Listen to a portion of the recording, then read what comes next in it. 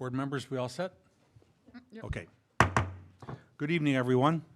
I would like to convene a meeting of the Community Unit School District 300 Board of Education to order for Tuesday, May 28th, 2024. Mr. Secretary, would you please call the roll? Burkett. Fiorentino, present. Gauthier. McKindy. Present. Scarpino. Present. Thomas. And Zettler. Present. You have 5 board members present, sir. Thank you, sir. At this time, we will do our strategic planning workshop. Dr. Harkin. Yes, and I will be turning it over to Dr. Smith, who will be facilitating all of our strategic plan workshop sessions. Good evening.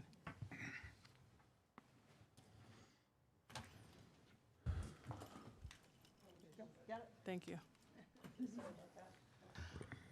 So I'll start with the overview of the agenda.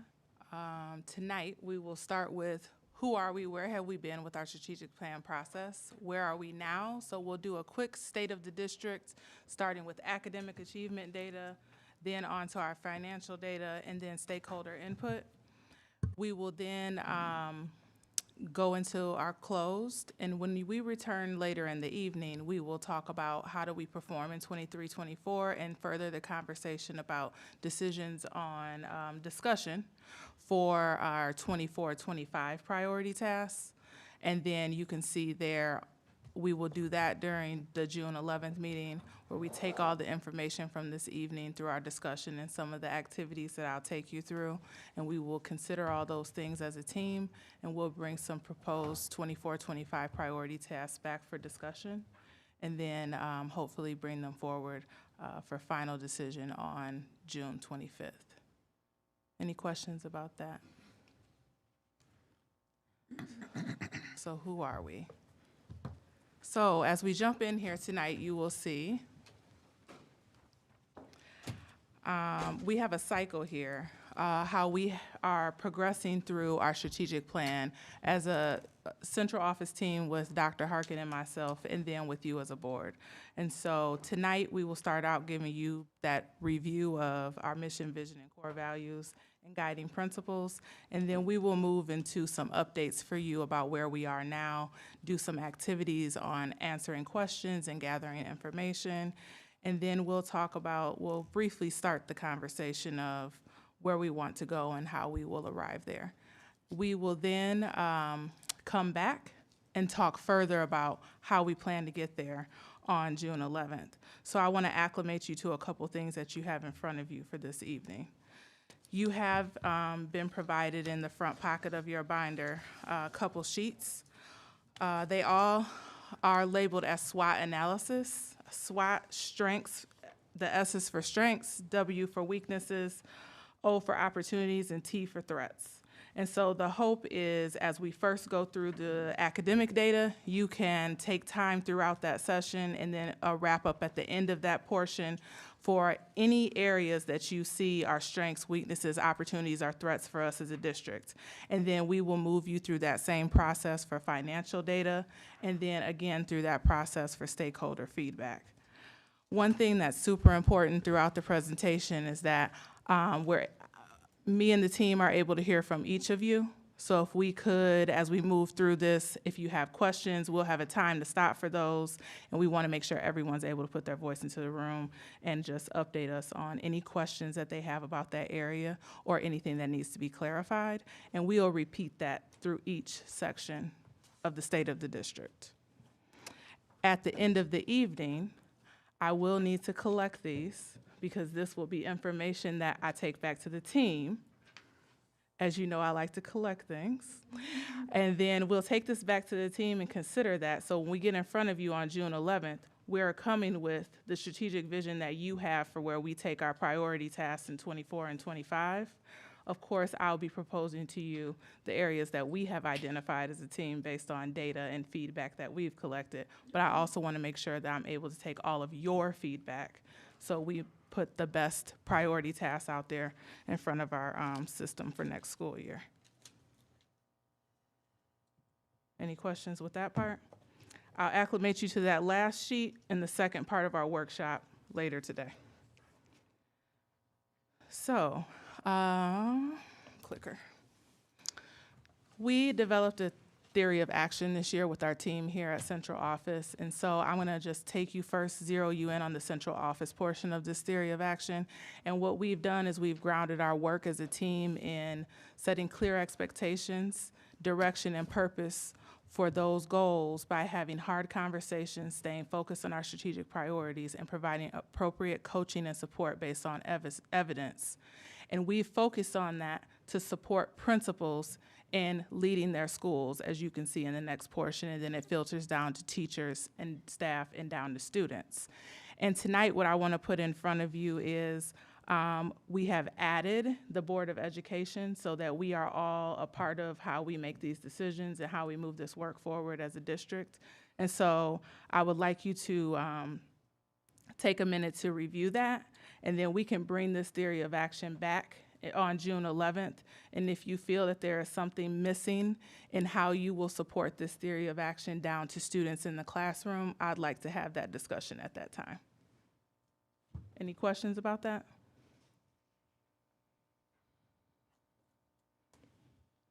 So one thing I want to talk about before we jump into a lot of the data and a lot of the overview is that with this theory of action, our team has really focused on every time we make one decision here at Central Office, which would be a decision that we make on behalf of the direction of the board or a decision that we feel needs to be made for the system, that's 3 tactical moves for a principal and 9 moves for it to be operational for a teacher in the classroom. And so I really want to focus us in, and I'll bring this back up throughout and on the 11th so we can stay focused on every time we bring up one item strategically for the district, that minimally could mean 9 operational decisions or steps to impact what needs to happen for classrooms. And I'll turn it over to Dr. Harkin. So my only portion of the evening is just to remind us on where we started out with our strategic plan and the timeline that we've, all the work that we've done since the last time we started the overall strategic plan. So we have this timeline.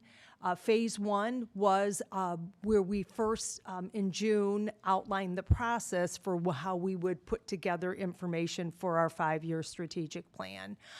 You participated in SWOT analysis, visioning, and we also did that with various stakeholders and to get their input into the process.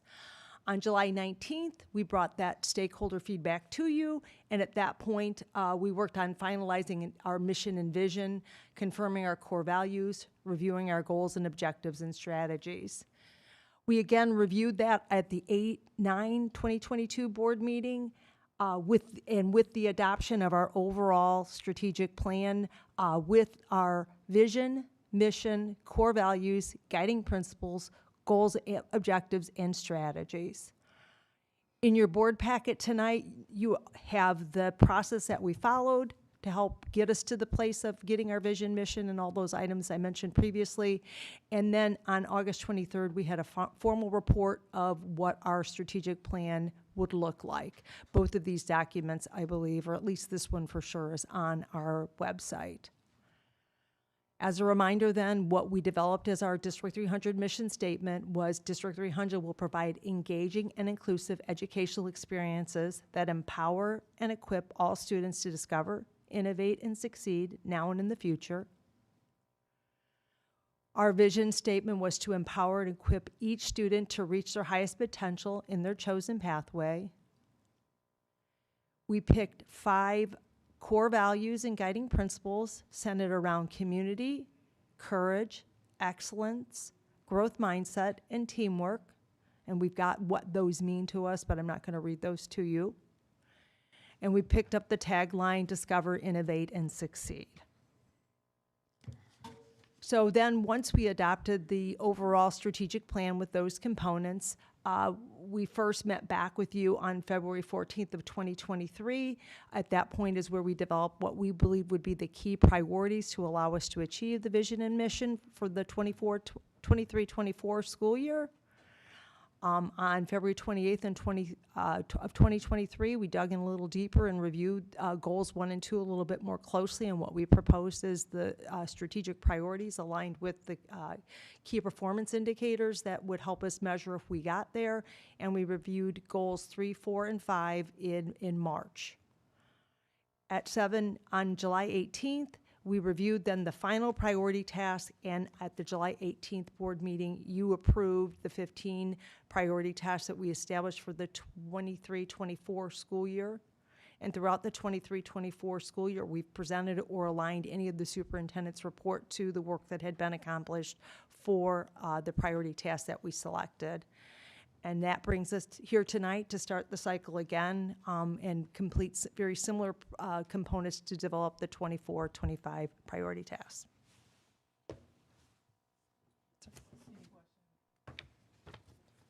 Any questions for clarification before I jump into the first State of the District academic update? I just have one Yes. real quick, at the last slide. Okay. So 7/18/23, we approved, oh, I'm so sorry.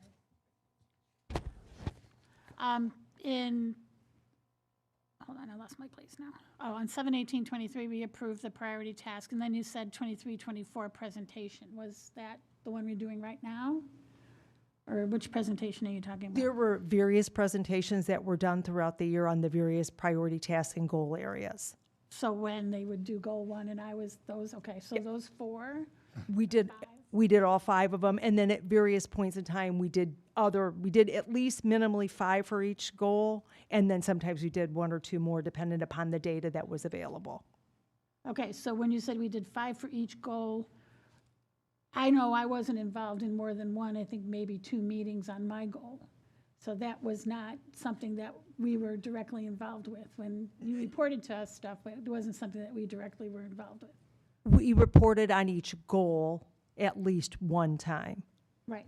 So that would be the 5 times that I'm referring to. Oh, okay. I thought you meant 5 times. No, I'm no, sorry. just, Okay. yeah, at least 1 time per goal. And then if we had other times that we had, I think, goal 4, a couple of times, we had different updates dependent upon when the data came in. Okay, thank you. I had a question. Do we have a slide that shows this, how we're going to do this with the dates for this new somewhere? Yes. Okay, thank you. So we'll get to that point. We're just going to give you the update to now, and then that's going to be in the second part. Okay. So where are we now? Academic update. I'm tag teaming this one with Patty. You have received all of your academic updates this year from me during the superintendent's report with Goal 2. And so Patty's going to give us an overview, and we will dive deeper into Goal 2 and some of our key performance indicators in the later part of the meeting. Good evening.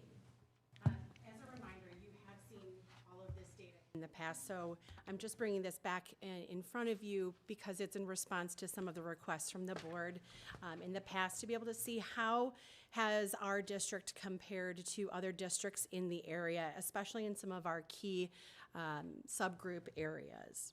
So just to give a quick highlight, while we have seen some increases in our SAT, which is just for our grade 11 students, over the past several years, we can tell you that, there was a 3% increase from the 21-22 to 22-23 school year, and we don't have current data in yet for this school year. But we can tell you that many other districts in the area, especially the large unit districts that we're comparing to in these areas, saw similar either growth components or decreases over multiple years. I would also indicate to you that this past year, the SAT was now for the first time a requirement as a digital assessment, which is a big shift for our students. And so we do anticipate that we'll see some drops in our SAT performance this year as a result of that. Early indications do show that we will see a few points of a decrease, but that also the state is showing the similar decreases across the reading area. We did offer our students 2 practice assessments on the Horizon Education platform so that we could acclimate our students to the online assessment this past year. It is also worth noting that for the next school year, the state of Illinois has decided that they will be switching to the ACT for the assessment. So it's going to be difficult for us to monitor long-term how our students in 11th grade have been performing. So a few key areas that we continue to monitor are students who have IEPs and students who are English language learners. You can see from these comparison data points that other districts are also struggling in that particular area. So we continue to examine those data points. Patty, I have a question. Yes. I'm sorry for No, interrupting. you're okay.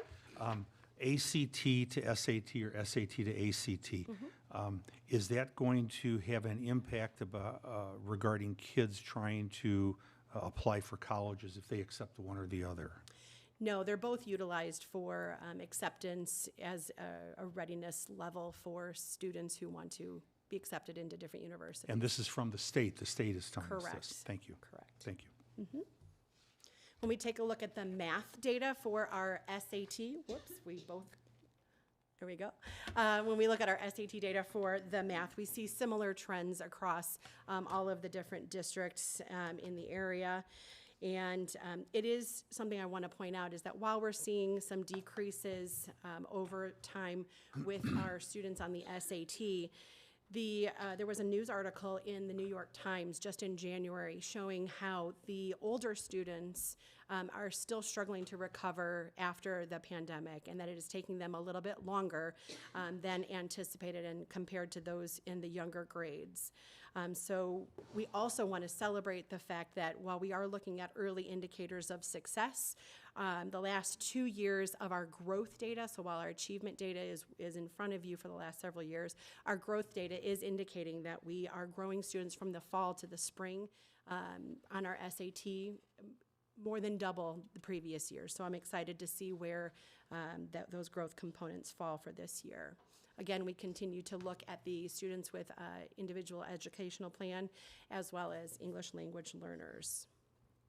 I have a question. I'm sorry if you Yes. said this. So do all students take this as a means of assessment? So great question. All of our 9th, 10th, and 11th grade students do take the SAT suite of assessment. However, the state of Illinois only reports out for the accountability measure students who are in grade 11. Okay, so is it different than some students could use that score to apply to college? Is it different testing than that, or is So it? students can choose to use the score that is given to them from the school day SAT, or they can choose to take a different testing window if they wanted to use different scores.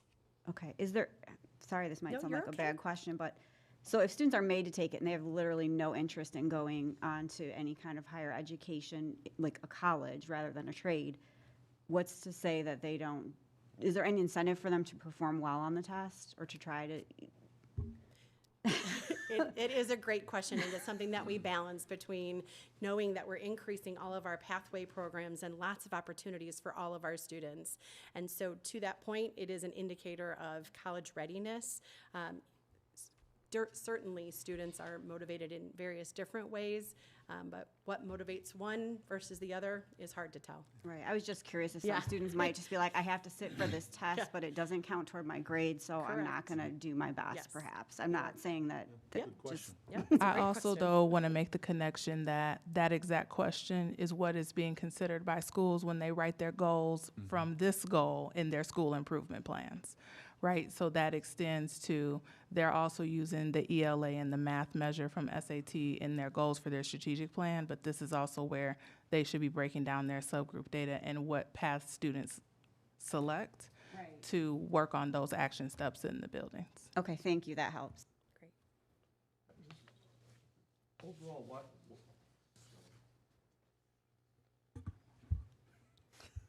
why did we choose these comparators?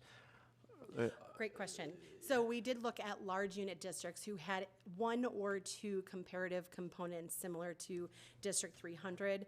And so either by size, it could have been by mobility rate, it could have been by percent of students who have IEPs. So we tried to find, there's no district that looks just like District 300. Right. And so to find an actual sister district that matches us 1-for-1 on each of the subgroups is impossible for us to do. So we look for some characteristics that overlap and be able to look at how we compare to those areas. Okay.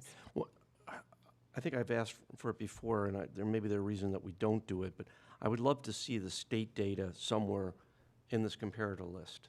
You know, something, a benchmark. I mean, we don't maybe need to go to the nation, but something bigger than just 5 or 6 consolidated districts within 20 miles of us. Sure. We'll Thank make you. sure that we have that for you. Any other questions on SAT? Moving on to the Illinois Assessment of Readiness, which is IAR. I did bring us back a little bit farther on this because I want to highlight a couple of key areas. We're looking at the similar districts, the same districts that we were looking at for our SAT. And in these assessments, you remember they're given to grades 3 through 8. And following this progression from 2021 school year to 21-22 school year, District 300 saw a drop in proficiency from grades 8 and 7, while all others either held their own or gained. While several other school districts in the area saw nearly a 10% drop in some of their grade levels, especially grade 8 in Wheaton and as well as District 46. I bring that to light in order to share this piece, which is then one more year in advance. So now we bring the comparison between 21-22 to 22-23, and our 8th grade students saw a 6% increase. 7th grade saw a 7% increase, 5% in grade 6. You see the message. So while other districts were starting to see some decreases or some smaller increases or higher levels of achievement, it is worth noting that some of our grade levels have increased drastically over the from the 21-22 to 22-23 school year. All early indications on these grade levels are showing that we are expecting to exceed our 3% goal for this year. So we're excited to see that data over the summer. We continue to monitor our students who have individualized education plans as well as our EL students. This is for our reading data for IAR. And then as we advance and we look at our math data for the similar grade levels, again, some districts saw a 14% decrease in certain grade levels, while our largest decrease was only 5% in grade 8 between these 2 school years. And our grade 3 students saw a 9% increase, 10% increase in grade 4. So lots of great things to celebrate between those 2 years. But as we advance to the 22-23 school year, just as a reminder, we actually saw increases in grade 8, grade 7, 6, 5, 4. And grade 3 was the only one that we saw a decrease in. This year, we are expecting our middle schools to shine as we're looking at early indicators of our math performance as well as our reading performance. What questions does the board have? Could we get a written narrative of what you kind of just went over? Because it's really hard to look at these sheets Absolutely. and understand, like, It is the full picture. Trying to tell the whole picture as well. I absolutely can do that. Okay, for thank you. Is there a way we can compare the data to like 301 as well? Sure. Does this seem to be the closest one to us? You know, just to previously, so we tried to preempt what we put in front of you.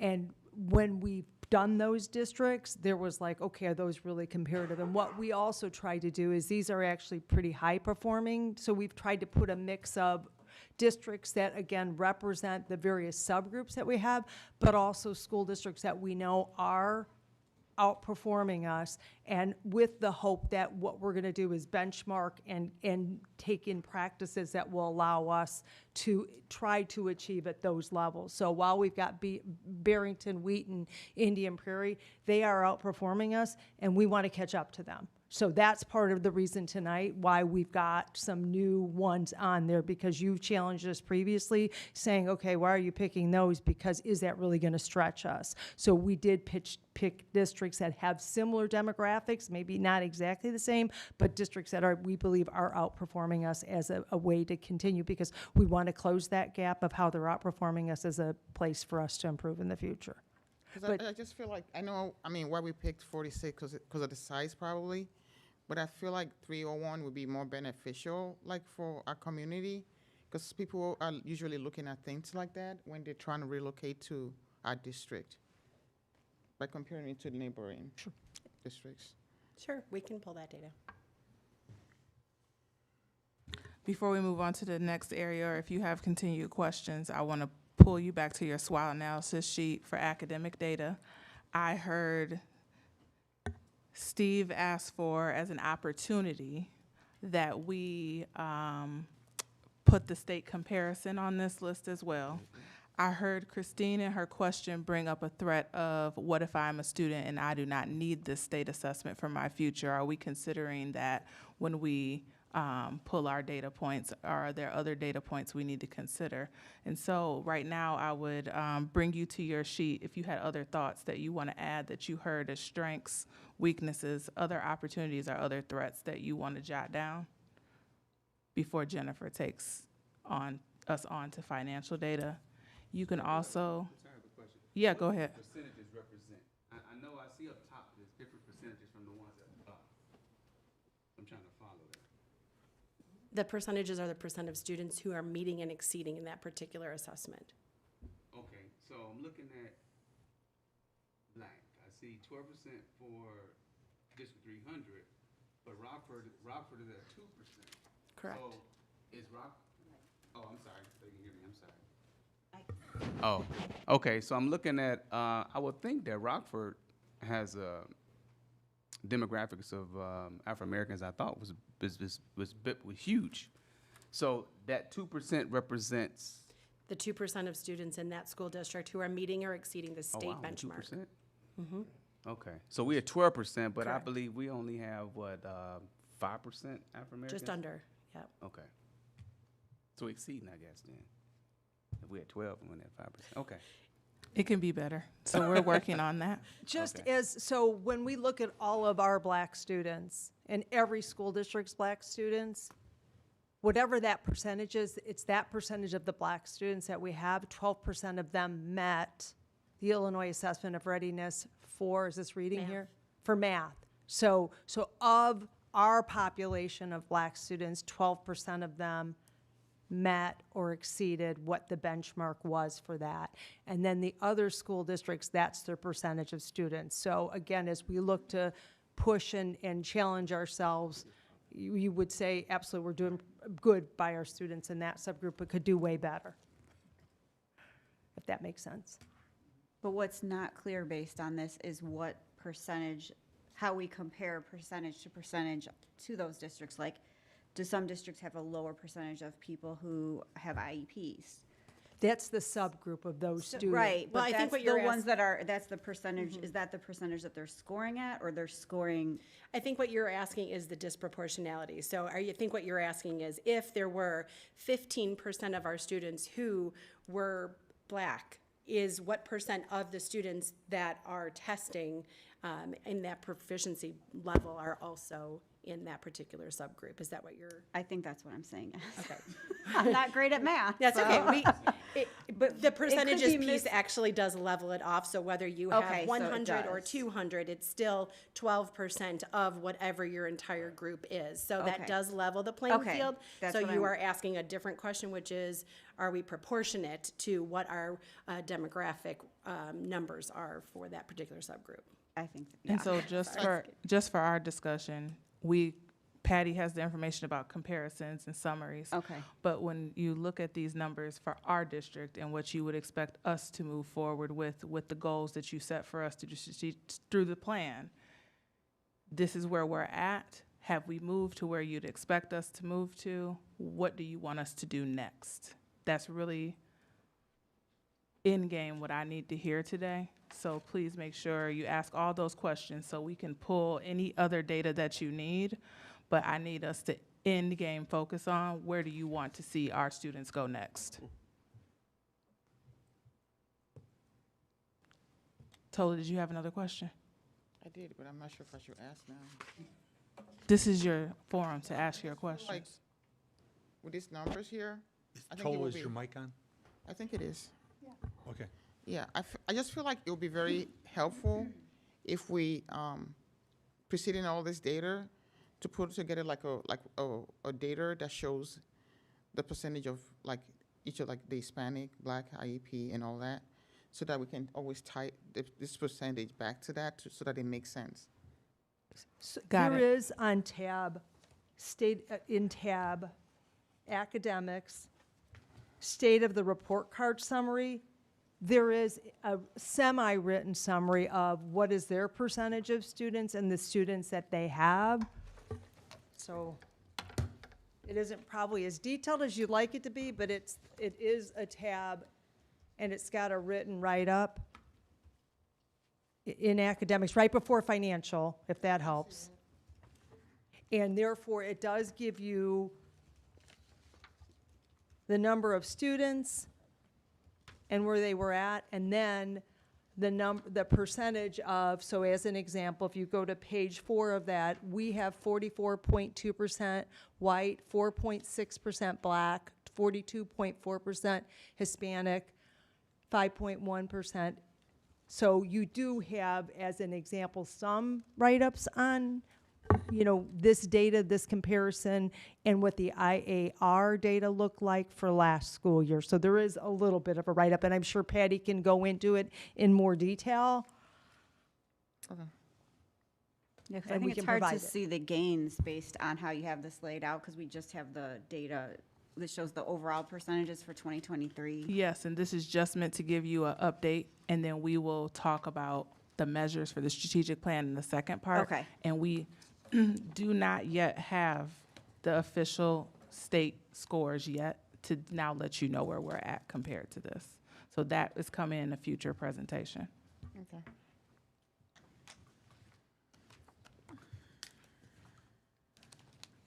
Can we answer any guess- other I guess when questions you- about this section? Yeah, I guess when you ask about, like, what kind of, what we want to, what do we want you to do regarding this data that you presented us?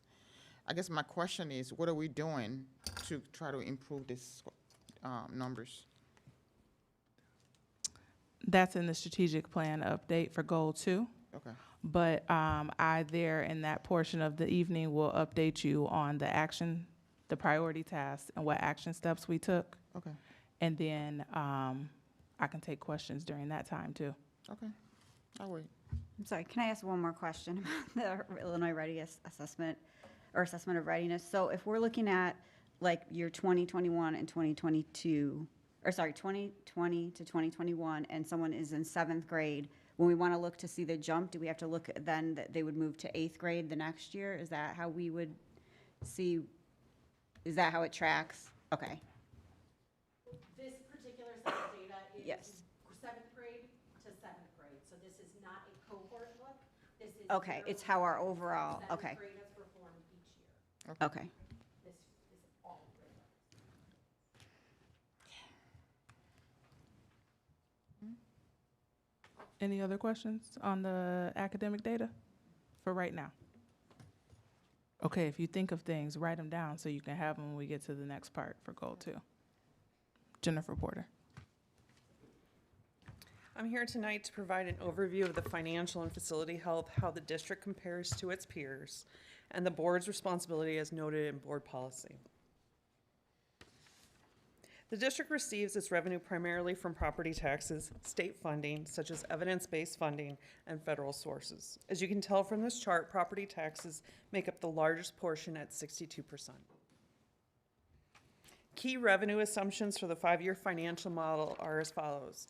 Annual EAV growth at 2%, CPI returning to 2% for future years is historical, evidence-based funding growing $3.5 million per year with all other state revenue remaining flat, and flat federal funding as ESSER is retiring.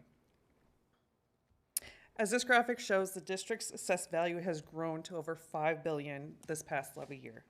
As a result of assessed valuation growing and restructuring and retirement of debt, our tax rate has declined steadily from $6.35 in levy year 2013 to $5.04 in levy year 2023. From this slide, you can see how the state's funding through evidence-based funding has increased because we are a Tier 1 district. What does that mean? Tier What one. a Tier 1 district means is that Tier 1 districts receive 50% of what is allocated each year for evidence-based funding, and it means that we fall below the line for Tier 2, which is at 77%. So we're currently at 73%. Thank you. The district's expenditures are made up primarily with salaries as the biggest portion at 56% in this budget shows in blue, followed by purchase services and benefits. Now, one of the things I will let you know in this graphic here is that, as you recall, we took subs in as purchase services, so subs are built into those now, as well as transportation and food service.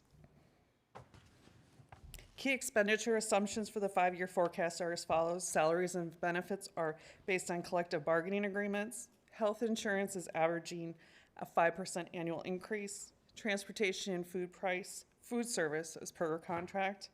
Supplies are roughly 3.5% aligned with inflation. And capital project allocations based on the current master facility plan. When we look at our operating fund balance, which covers the operational fund balance, is forecasted to grow from $127.7 million in 2024 to $130.2 million in 2029. This is a 7% increase.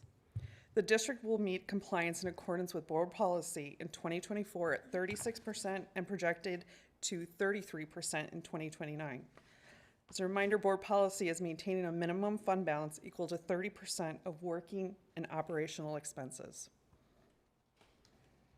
Adding the debt and capital projects funds to the operating funds provides a picture of all fund balances, which are forecast to decline by $8 million from 2024 to 2029 due to capital projects exceeding offsetting revenues in years 27 and 29. Again, this does not take into consideration any new projects that may result from the update on the master facility plan. The district is in strong financial health with this S&P rating of AA and its healthy fund balance. Property tax rates continue to decline. Revenue debt is scheduled to be retired with the 2031 tax levy. Financial projections show budgets are balanced through fiscal year 2026, and potential 2027 budget deficits may eat into fund balance because of current capital projects and what may come on the master facility plan. An updated master facility plan will create a need for adaptable financial strategies to align with student needs and ongoing facility maintenance. Continuing monitoring is essential for ongoing stability. Can you please explain, go back to that slide, thank you very much. Can you please explain, I see where number 2 says continuing decline in property tax rate, but yet people's taxes are going up. Could you just explain that, please? Sure. This year particularly, I've had a lot of questions about that. Although the property tax rate has declined by 10 cents, people's assessed value, so the value of their home, has dramatically increased. And that's been something we've definitely had to explain. Thank you. Facility health.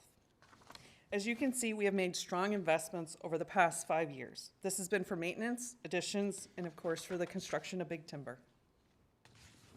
As we shared earlier this year, we expect continued enrollment growth, especially in the western portion of our district. Over the next 5 years, we expect to see an average of 444 students each year. This is based on known housing projects and neighborhood turnovers.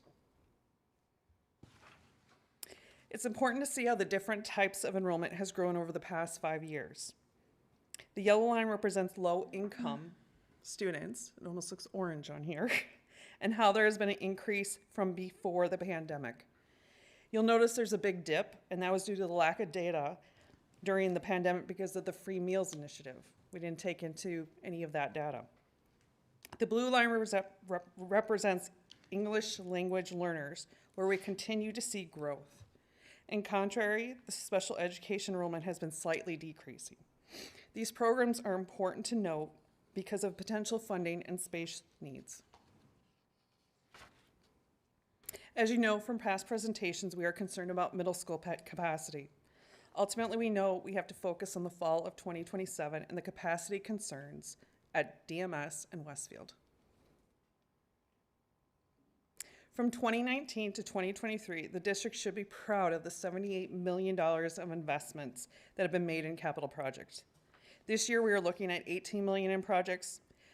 And the current source of funding has been fund balance transfers and corporate personal property replacement taxes. The primary goal in regards to facility health is to update our master facility plan. The target for adoption is during the next school year.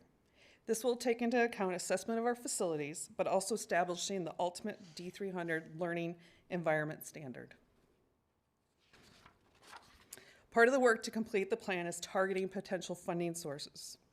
Those may include additional fund balance transfers, issuance of debt, referendum debt, CDB funding from 2004, if we can get that allocation, 1% county sales tax, and then, of course, any additional grants that may be out there. I have a quick question. Yes. On the CDB funding, where are we at as far as, like, have they approved it yet? I know that there's some stuff going on with the budget, but have they approved at least the thought of paying people back? It is approved, and right now they actually approved this past, I don't know, couple of weeks. They approved the initiative where you can go back 3 years. So what I'm saying is that if they allocate $350 million for say, and that doesn't hit the entire list for 2004, it means that we have 3 years to recoup the total dollar amount. Okay. Have they decided if and if so, how they're going to allocate the funds?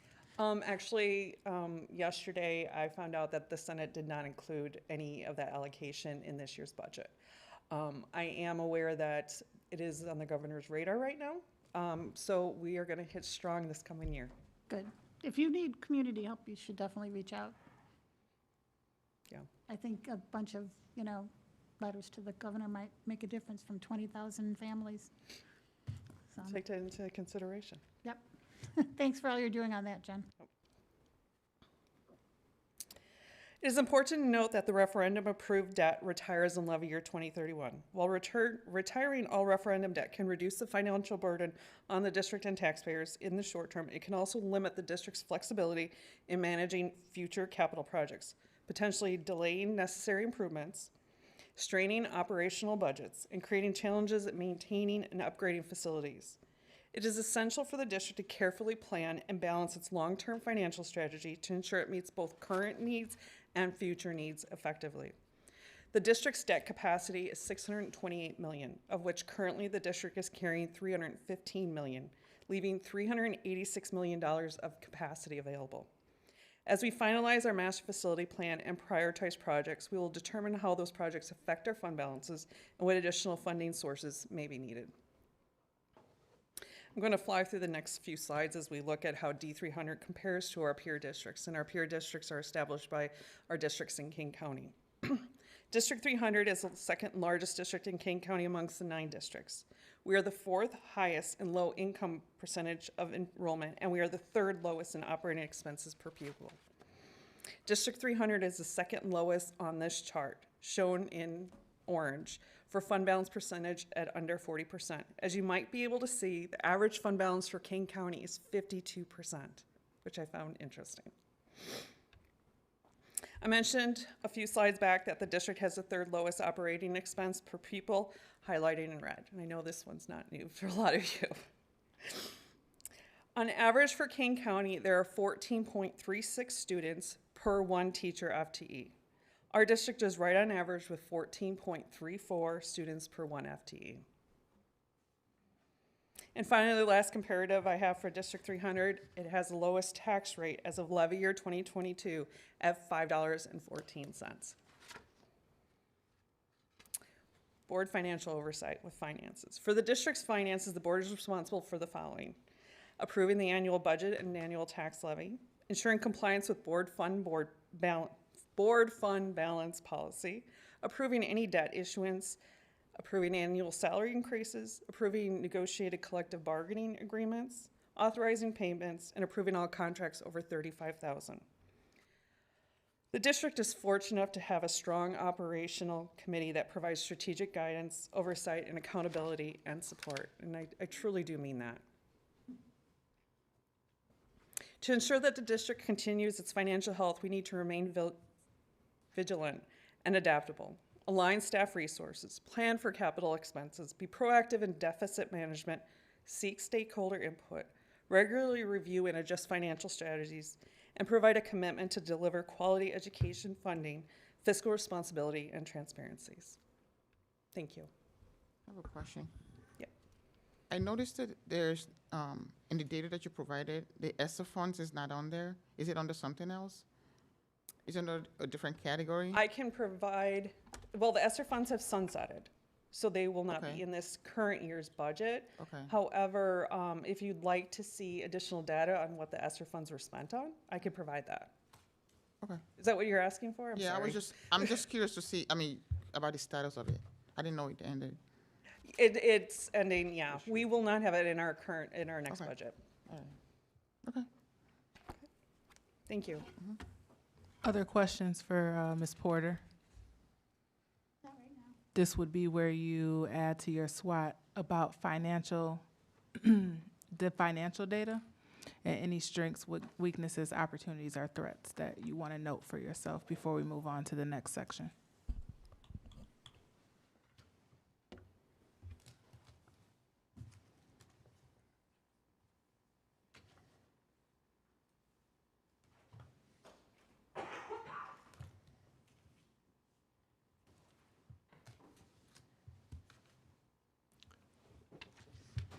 Okay, Anthony, yes. Good evening. I'm delighted to be here tonight to provide an update on stakeholder feedback. So tonight we'll be looking at 4 different pieces of stakeholder feedback. First, we're going to look at the strategic plan survey. This will be the bulk of the presentation. Then we're going to look at the Hanover Research Communication Survey. The board may remember I did a longer version of this in April, so tonight we'll do a very consolidated version. We're going to briefly look at the Let's Talk submissions that we've received, and then finally the 5 Essentials survey. So to provide some context, let's look at the timelines for when each of these feedbacks were administered and when we received them. The strategic plan feedback was administered in January and February of this year. Hanover Research was administered in December of 2023. The Let's Talk submissions we'll talk about tonight began in July, and they go through April. And then 5 Essentials are community completed between the end of January and the end of March this year. So we'll begin by taking a look at the strategic plan survey. So this survey opened on January 26th and closed on February 5th. 661 individuals took this survey, and we asked 2 questions. The first question was, what are the top priorities the district should focus on to guide the future direction of our district? And question number 2, what are the most significant challenges that we must address in the next 5 years to ensure that students are successful upon graduation?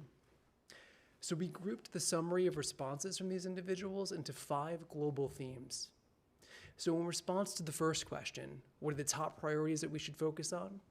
The first global theme was student safety and well-being.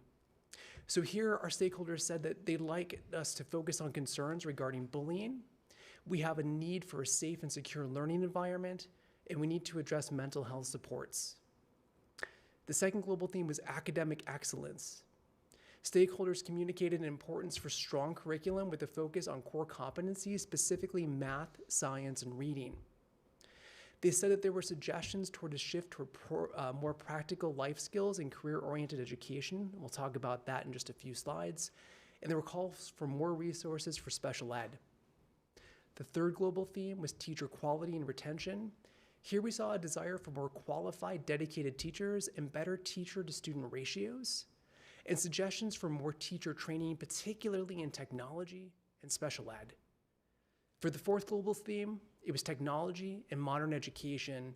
Here, parents communicated that they would like to have a more effective use of technology in the classroom, but there were also concerns regarding an over-reliance of technology, specifically with parents stating that it should be teachers, not technology, who remain the primary educators. Fifth, school communication and transparency. Parents are calling for better communication between schools and parents. Parents want to know what's occurring inside their child's classroom. What's nice is that these global themes do align to the strategic plan goal areas that we have.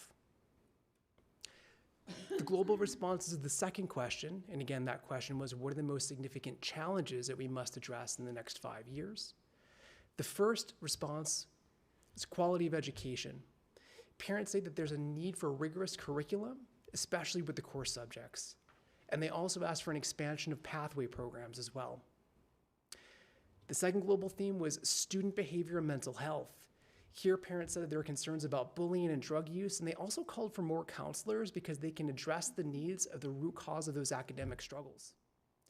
The third theme is life skills and technology education. Parents think that schools should teach more real-world skills such as budgeting, general repairs, and how to write correctly without the assistance of technology, and a need to adapt to the increasing use of AI as well. Fourth, school environment. Parents said that safety is a top concern, and that's both physically in the building and also online and on social media. Participants also would like smaller class sizes, more diverse staff, and a focus on inclusivity and on respect. And then finally, parent involvement. There's a feeling that parents should be more involved in their child's education, and we'll see this theme repeated in the 5 Essentials survey that we'll take a look at momentarily. These responses, these global themes also do correlate to our strategic plan goal areas. So when parents provided these summaries or these questions, these responses, they generally fell into 2 sides. When we asked what priorities should the district focus on, there's one side, we'll call them side A, that said the district should focus on academic excellence. That should be the top priority. And the district should really be focusing on the core competencies. It should be focusing on math and science and reading and writing and physical fitness. There's another group, Group B, that says the district's priority should be student safety and well-being. This group is concerned about bullying, the need for safe learning environments, the need for inclusivity, respect for diversity, and the need for other items as well. Now, where is there common ground? All sides agree on a student-centered approach. And that means that they're providing resources and support for all students and ensuring inclusive learning environment. And both sides agree that the ultimate goal is that we should prepare students for the future, whether that future involves college, career, or life skills. So we'll briefly transition to the Hanover Research Survey. And again, this is something that we did in April, so this is a very brief version. We partnered with Hanover Research to conduct 2 studies, a communication survey and a focus group. The survey opened on December 1st, closed December 22nd. Just over 1,000 people took this survey, and 24 individuals participated in the focus group. What were we looking to accomplish? There were 3 primary objectives. We wanted to uncover how our families perceive communication from the district. We wanted to understand the communication channels that families use to contact us. And we wanted to identify the types of information that our parents want from us. So we'll look at 2 responses. We asked overall, how satisfied or dissatisfied are you with communications from the district? We're pleased to state that 76% of our families are either satisfied or very satisfied with district communications. We asked, how would you rate the frequency of district communication? And 77% communicated that we send just the right amount. Transitioning to the Let's Talk communication tool. We're reviewing this because this is tied to our KPIs, which we'll talk about later on this evening. Between July and April, we had 327 submissions. That submission period began in July and it occurred through April 10th. Primarily, it is parents and guardians who are using the tool. They are primarily asking questions, and what we're finding is that parents primarily use this tool once. 85% of individuals use it once, 15% of individuals have used it multiple times. Our current customer service score, every time someone receives a Let's Talk, they're asked to rate the district on a scale of 0 to 10. Right now, our response score is 7.6. The dialogue age, how long does it take for us to respond back? 4.9. So what does that mean? It means 4.9 hours. So when parents provide a question, we're providing a response within 5 hours or less. How does this compare nationally? Customer service score, we are behind the national median at 8.4%, and we're going to talk about that in just a minute. Dialogue age, we are in the top 1%. We provide a faster response than most other schools in the nation. So the customer service score, what's important to note is that of the 327 submissions we've had, only 69 have provided a satisfaction score. So we're only seeing 1 rating for every 5 submissions. We're also seeing that the scores are based on the decision and not the quality of the response. So for example, a parent raised a concern about bullying. We had a student who objected to his Chromebook's inability to visit a website that was inappropriate. These individuals do score a 1. That does knock us down a little bit. That doesn't mean that these concerns aren't valid. These concerns are valid. This is just indicating that the customer service response is based on the decision and not the quality of the response. So one of the things I do want to point out with Let's Talk is that there's 327 submissions, and that may not seem like a lot from July through April. Why might that be? At the beginning of the year, we ask our parents to follow communication guidelines. There's 2 primary things we ask our parents to do. If there is an issue occurring inside the classroom, your first step is to contact the classroom teacher directly. If it occurs outside the classroom, your first step should be to contact the front office. It's not until you get to step 3 that we ask individuals to use Let's Talk. When we look at the Hanover Research Survey, we asked our parents, what primary communication tools do you use? You can see contacting the teacher directly, nearly 80%. Contacting building office staff directly, 68%. So those top 2 communication methods are directly in line with what we ask parents to do at the beginning of the year. So we think and we believe that those issues are addressed in step 1 or step 2 before parents would get to step 3. So that's a good thing. And then finally, we'll look at the 5 Essentials survey. Now, we believe that 3,600 people took the 5 Essentials survey, but we don't receive the total number from 5 Essentials. So we work with our data department, and based on the percentages of the data we received, we estimate we received 3,600 people who took the survey between January 30th and March 29th. So for the 5 Essentials, research has shown that schools who are strong in at least 3 of the 5 Essentials are 10 times more likely to improve student learning than schools weak on 3 or more of the 5 Essentials. And when we look at parent involvement with the feedback, you can see the scores at the top are really good. Parents' assessment of teacher trust is at 93%. Parent satisfaction, 92%, and school outreach, 85%. But we get to that bottom portion with parent involvement in school activities, 34, that is an area that needs to be addressed and identified.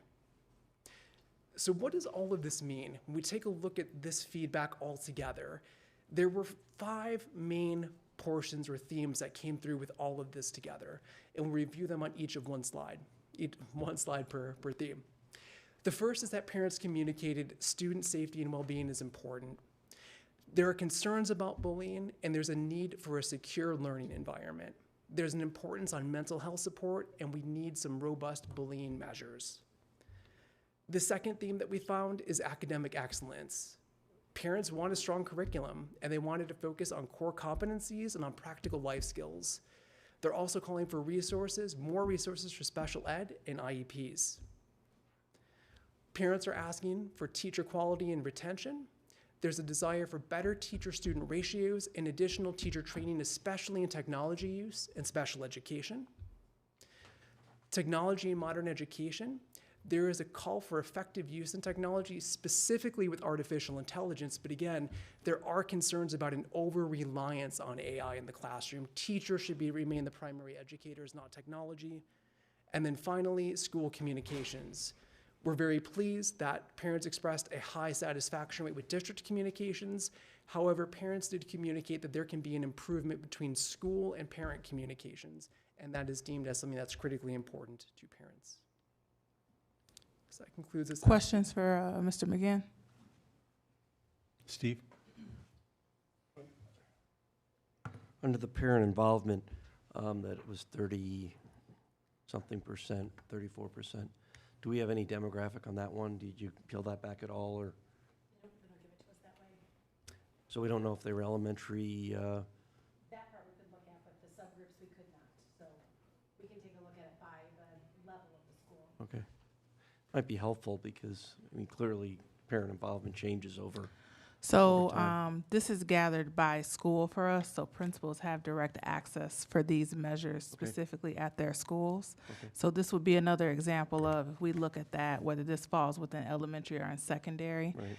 these would be parental involvement activities that could be a focus in a school-specific school improvement plan. So that's how we would use Well, that makes sense. this data for feedback. So it may not apply to all our schools. Right. Okay, thank you. What are the activities that are included in this? The parents would have taken this survey based on what they know about activities at their own school. Can we get a So it's breakdown of not all this by about- school? It's not about district activities. It would be specific to their school environment. Okay, but can we get a breakdown of this by school? Yep. Okay. And it's public data as well, right, Patty?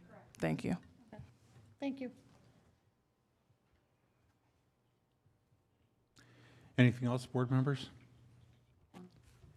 No? Thank you, Anthony. Do I have a motion to go, anything else, Dr. Smith? Just make your notes on your SWOT stakeholder you. data sheet, please. Thank you, thank you. Board members, do I have a motion to go into closed session for the purpose of discussing, 1, the appointment, employment, compensation, discipline, performance, or dismissal of specific employees of the public body, 2, parentheses 1. Number 2, collective negotiating matters between the public body and its employees or their representatives, or deliberations concerning salary schedules for one or more classes of employees, 2, parentheses 2. Number 3, litigation, 2, parentheses 11. And 4, student disciplinary cases, 2, parentheses 9. And 5, security procedures, school building safety and security, and the use of personnel to respond to an actual, a threatened, or a reasonably potential danger to the safety of employees, students, staff, the public, or public property, 2, parentheses 8. Do I have a motion? So moved. Second, Mr. Secretary, would you please take the roll? McKindy, Aye. Scarpino, Aye. Thomas. Zettler, Aye. Burkett, Aye. Fiorentino.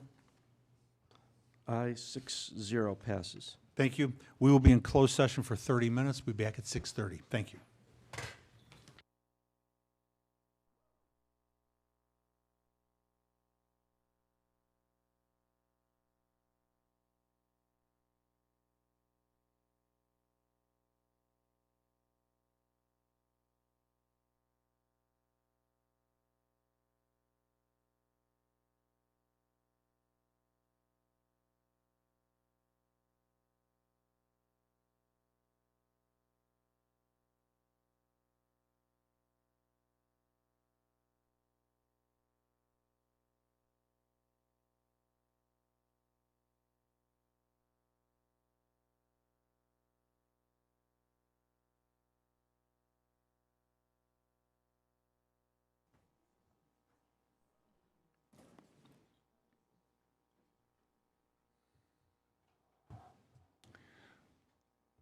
We have a quorum, so we will start our meeting. Good evening, everyone. On behalf of the Community Unit School District 300 Board of Education, I would like to thank you for being in attendance, both virtually and in person, for tonight's board meeting. At this time, I would like to reconvene the meeting of the Community Unit School District 300 Board of Education to order for Tuesday, May 28th, 2024. Madam Secretary, would you please take the roll? Burkett, present. Fiorentino. Present. Gothier. McKindy. Present? Scarpino. Present. Thomas. Zettler. Present. You have 6 board members present. Thank you. Would you please rise for the pledge to the flag?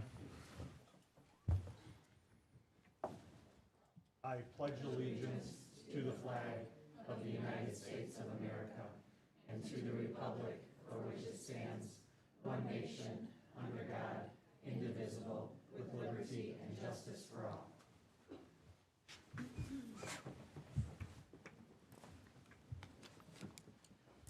There have been, we're not going to be having a second closed session. So do I have a motion to approve the agenda? So moved. Madam Secretary, would you please take the roll? Fiorentino. Aye. Thomas. Zettler. Aye. Burkett, aye. McKindy. Aye. Scarpino. Aye. Motion passes 6-0. Thank you. Dr. Harkin? Yes, I'd like to have Sheila Crotty-Kagan join us at the podium to introduce our Illinois Music Education Association winners from this past year. Good evening, Superintendent Harkin and members of the board. Thank you for having us here this evening. This evening, we will be recognizing our ILMEA District 9 Junior Jazz Festival participants. The Junior Jazz Festival was held on April 13th, and I'm really excited to say that it was held at Dundee Middle School. It was awesome that our own staff were the hosts for this event. And in fact, the host of the event is here to introduce our students, and that is Mike Casper from Dundee Middle School. He will introduce our students.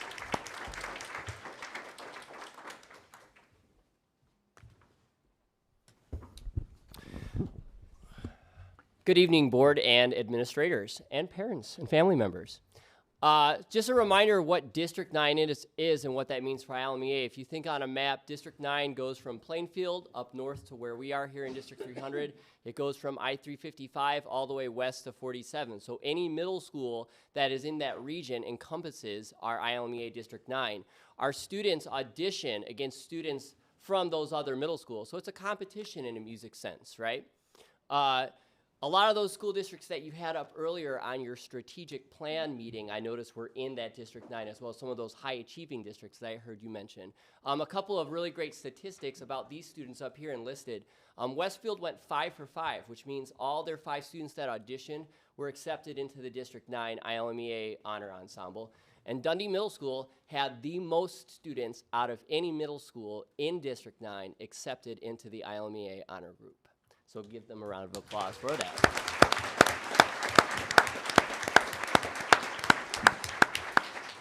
We enjoy slaying Goliath, and these students know how to play and slay. So I'm going to go ahead and introduce them now. From Westfield, not here with us today is Asher Bonilla on tenor sax. We have Ben Chapman on trumpet. Here today, go ahead and give a little wave, is Andrew Little on trumpet. We also have Jackson Panchecki on trumpet, and also with us today is Trevor Hudson on drum set.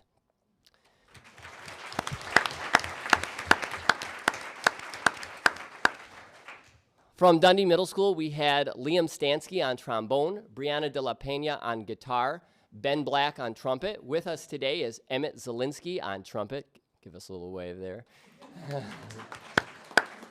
We had Emmett Stricker on tenor saxophone, Matthew Aquino, who is with us today on bari sax.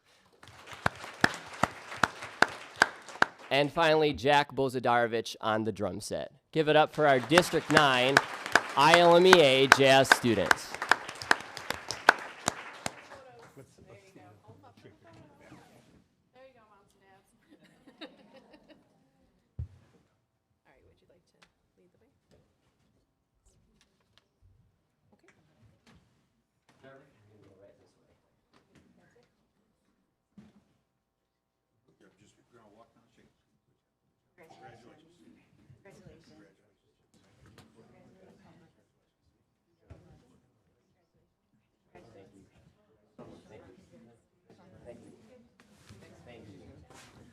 Parents, congratulations to you. Outstanding, outstanding. For those parents, if you want to exit, you are free to do so, unless you want to stick around and watch the rest of the board meeting. It's totally up to you. But again, congratulations. Thank you.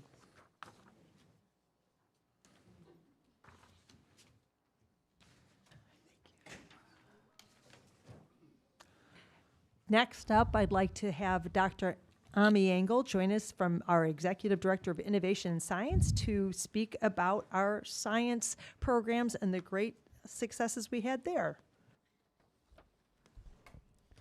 Esteemed board members and community, my name is Ami Engel, and I'm the Executive Director of Innovation and Science in District 300. We proudly participate in the annual science exposition of the Illinois Junior Academy of Science, and today we're going to honor the students who earned an invitation to the State Science Fair through their persistence and high caliber science work. To be eligible to participate at the state level, they had to be a top scoring project at both the D300 Science Fair in February and the Regional Science Fair at Newark Community High School in March. We had 31 students elect to compete at the state fair. We're very proud of our D300 representatives. Here to help us recognize the students are a representative or two from our schools. Initially, we have Chris Caramella, the Science Division Head from Dundee Crown High School.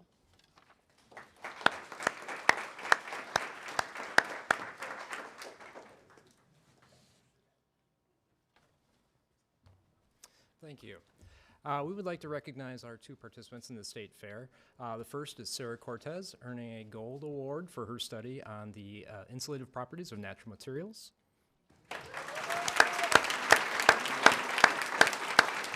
Our second individual unfortunately could not be here tonight, but it is Mohammed Lakhani, and he earned a silver award on his research investigation of, antibiotic properties. Thank you very much.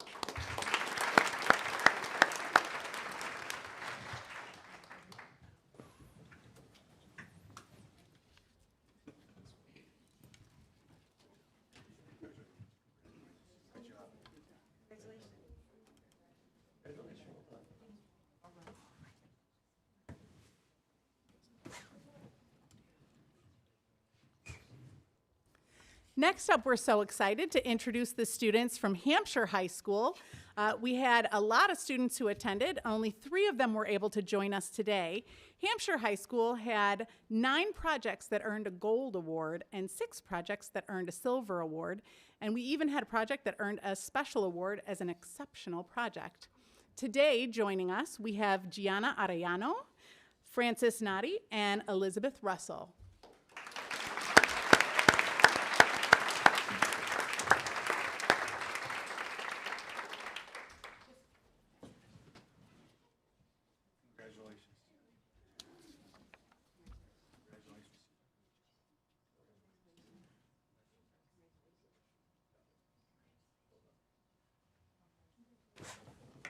Parents, again, congratulations. Your kids are great. You're great.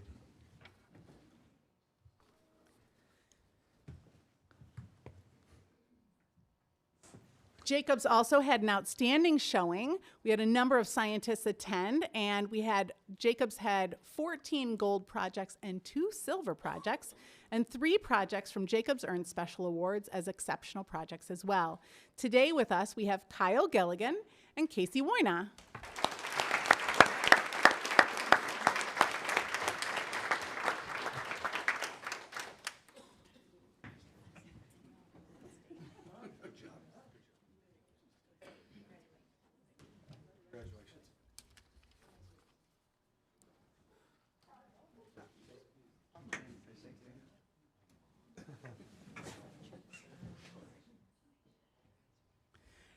And the excitement continues.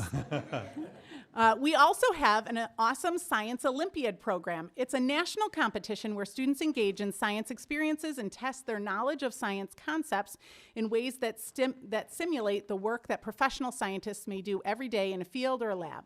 It can include written assessments, it could be physical activities, all of it to explore a student's depth and breadth of knowledge in science and STEM areas.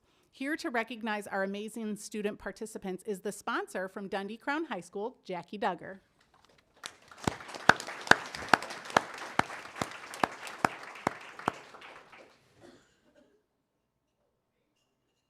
Wow.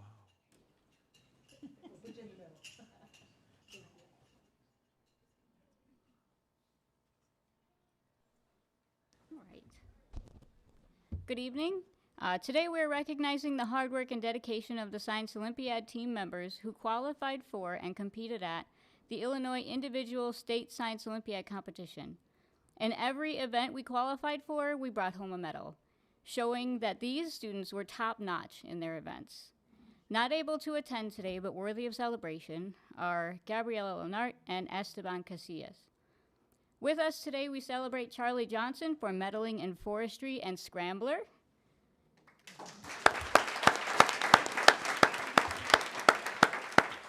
Alexis Quintanilla for medaling in scrambler and geologic mapping. And J. Ephraim Tue for medaling in forestry and air trajectory.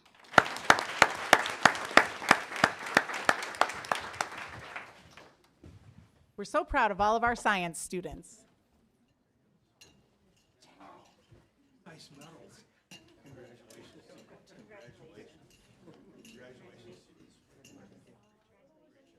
Thank you,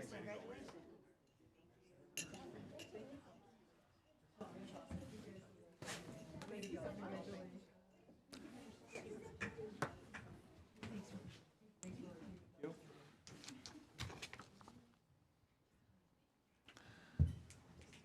Parents, and if you care to leave, feel free to.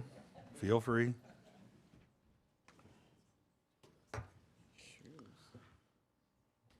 And next up to the podium, I will call up Mark Wetzel, Assistant Superintendent for High Schools, to talk about the Ann B. Miller Graduation Ceremony Shoe Design Contest winners. And they're a lot of fun. They're all wonderful. And they're all here. How about that? Yay!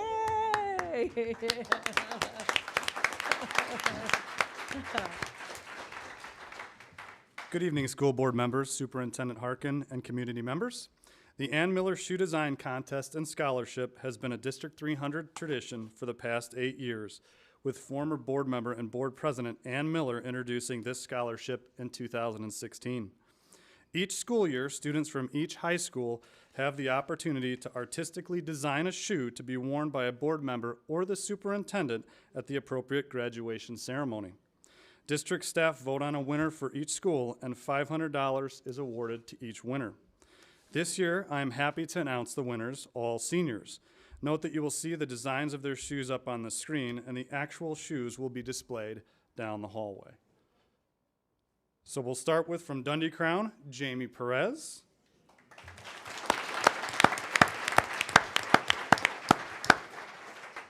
From Hampshire High School, Isabel Williamson.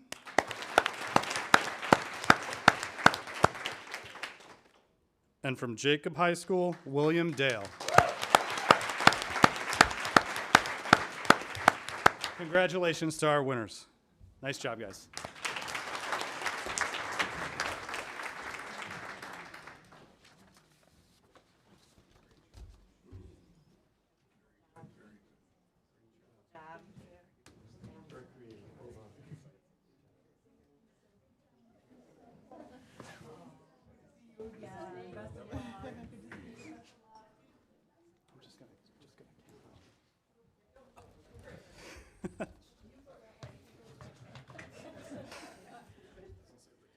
All right, and the next group up is Mark Wetzel will continue with our Illinois Principals Association Student Leadership Breakfast, our senior winners.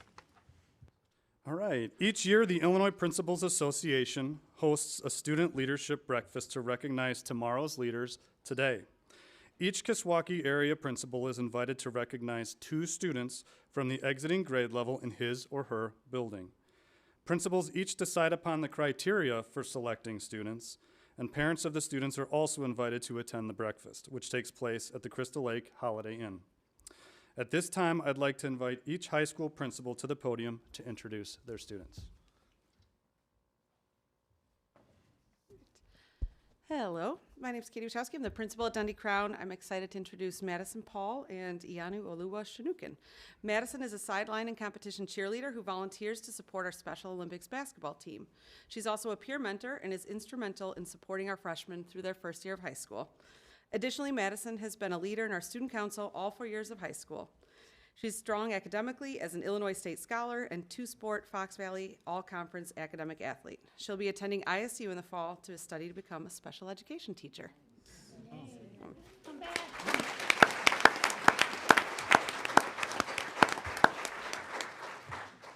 Ianu Oluwa-Shanukin has been a strong student involved in activities and athletics while at Dundee Crown. He was recognized this past fall as an SAT star, scoring over 1,400 on his SAT, and an AP Scholar with distinction, earning a 4 or 5 in macroeconomics, seminar, statistics, psychology, government, and human geography in his first 3 years of high school.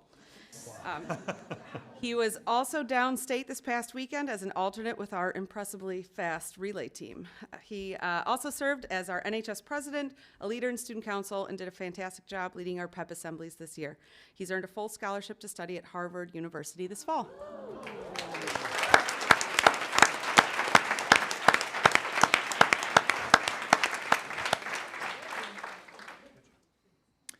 Good evening, members of the Board of Education and Dr. Harkin. My name is Brett Bending, principal of Hampshire High School, and it's my pleasure to introduce, although they cannot be here tonight because I believe they are attending their freshman orientation at their various SEC schools this week. But our first student leader, Nick Lewis, received the accommodation of seal of biliteracy for English and Spanish, and also scored a 33 on his ACT and a 1440 on his SAT. In addition to that, he received the National Rural and Small Town recognition through College Board. He was a Student of the Quarter winner and a 3-time nominee. During his high school career, he volunteered over 120 hours at Hampshire High School, St. Charles Borromeo Parish, and other outside companies. Nick is also an accomplished varsity basketball player as a starter in both in his 10th, 11th, and 12th grades. He was a varsity basketball captain. And part of his basketball accolades include being named a member of the all-conference team for the Fox Valley, also the Fox Area All-Area team, and the Daily Herald All-Area Honorable Mention team. And he was a member of our regional basketball championship team in 2023. In addition, Nick played varsity lacrosse in his 10th and 12th grade years.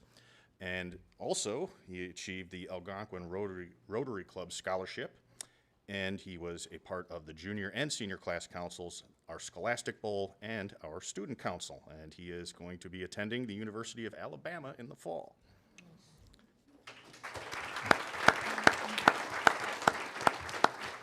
Our second student leader is Ella Risto. She is a member of our Executive Ignite team, and our Ignite team is our peer mentoring organization helping our freshman students adjust to high school and building connections through peers at Hampshire High School. She is a member of our Student Ambassadors Group, a student council member and former junior class council member. She is active in our National Honor Society and also active in the senior class, holding the executive position of Senior Events Coordinator. Additionally, she has been a member of the Hampshire High School volleyball program, and she works for the Archangels Academy as an assistant volleyball coach for the middle school team. She is also an employee of the Lifetime Fitness Child Care Center, and she has interned at Big Timber Elementary for the kindergarten level. And Ella will be attending the University of Kentucky in the fall.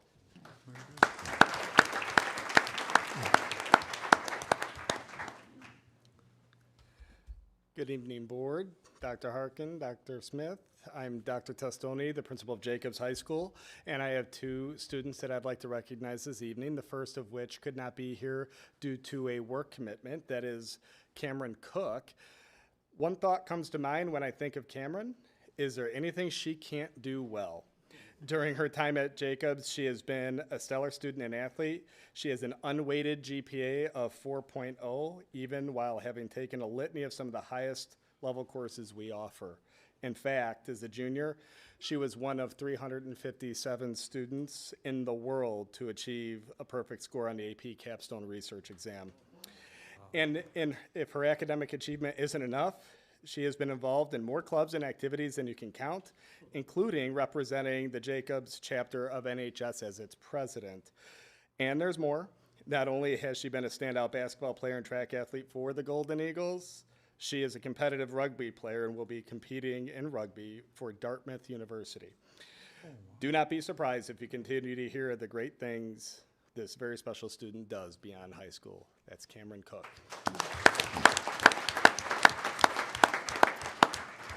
Also with me this evening, I have Mark Takasaki. Now, as many of you know, I'm wrapping up my first year at Jacobs, and I'm here to tell you that Mark is the first student to greet me in person, welcoming me to Jacobs. So if that tells you a little bit about his school spirit and pride, that was very appreciated on my part. Mark has been involved with Jacobs since he was an elementary school athlete participating in a variety of camps, including baseball and basketball. His passion for Jacobs has not waned, and in his time as a student athlete at Jacobs, he has been viewed by his coaches and peers as a vocal leader. He doesn't shy away from the leadership platform and has been a positive influence on his peers and future Golden Eagles. Off the field, Mark is an active member of Ignite, a peer mentorship program at the school through which he motivates and inspires others to be all they can be at Jacobs. His accomplishments are also impressive off the court in the field, as he graduated with an unweighted GPA of 3.69 despite all of his activities, and also taking some of the most advanced coursework that we have to offer. And he will no doubt make us all very proud in his future success as he plays baseball and studies business at Case Western Reserve University. Mark Takasaki.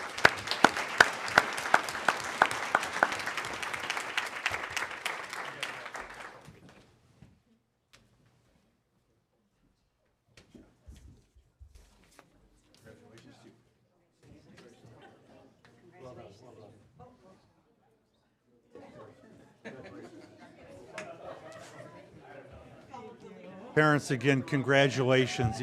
Outstanding, outstanding. Wow.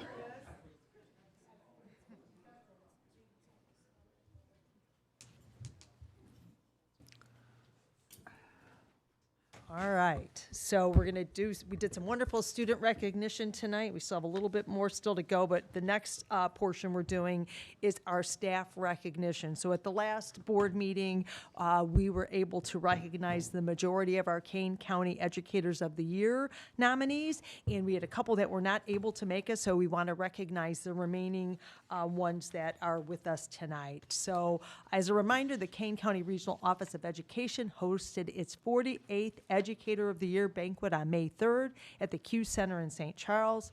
57 individuals from 9 school districts in Kane County were recognized at the banquet as Educator of the Year nominees, including more than a dozen from District 300. Tonight, we're here to recognize, again, like I said, the last 3. And congratulations to all of our nominees. So right now, when I say your name, if you'll come up to the front, and then we'll talk a little bit about you, and then we'll have you shake our hands. So in the elementary early childhood category, we have the nominee Kelly Haladuk. Was I close? Haladuk. Yeah, the ha is not right. Haladuk. Okay, fantastic. I might say it 3 more times.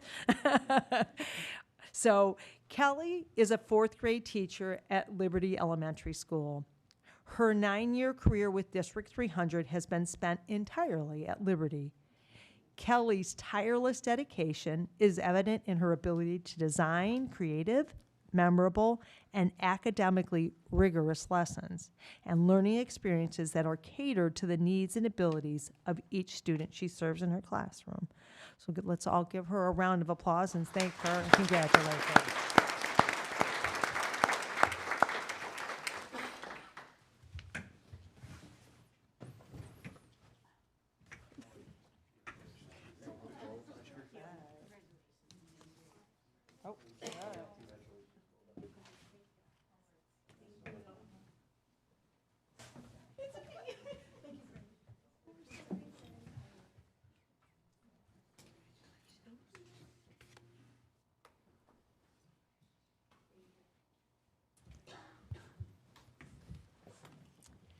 And next up, if I can have it also in the elementary early childhood category, if Carrie Hunter would join us at the front of the dais up here.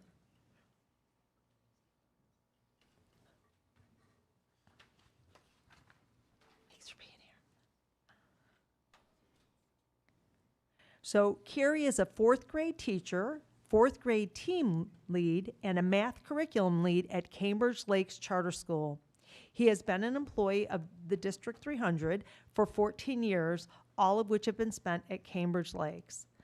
Carrie has played an integral role in building out and improving the math curriculum at Cambridge Lakes and assisting in aligning the school's ELA curriculum. So let's give Carrie a round of applause for his contribution.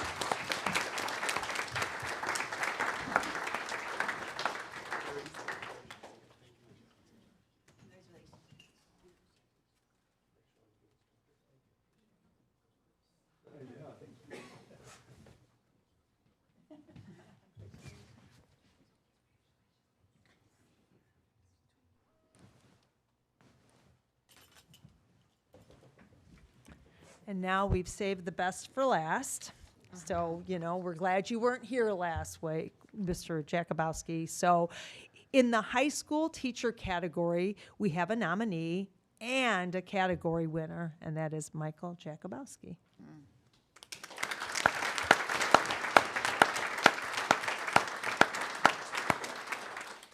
So Michael has spent 2 decades with District 300, all in Hampshire. His students respect him deeply, not only for his knowledge and ability to teach, but also for the relationship he builds with them and the confidence he instills within them.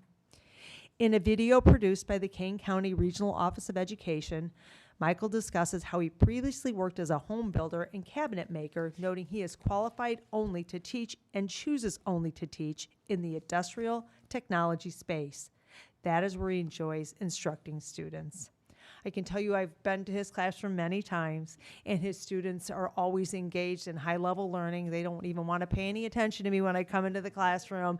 And I can tell you also you have somebody that's very humble and very so deserving, but certainly not always wanting the recognition. So I just want to say congratulations to you, Mr. Jakubowski, for taking top honors in the high school teacher category at the Educator of the Year banquet. It is so well deserved, and we appreciate all you do for our students. So thank you.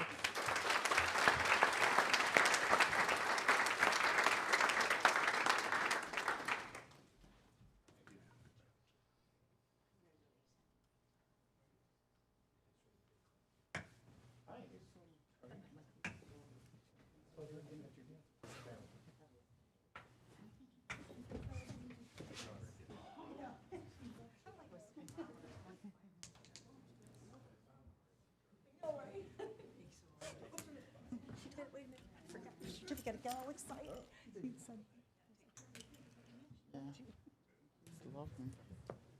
All right, and I'll turn the mic over to you, Dr. Smith. Marilyn, would you join me at the front, please?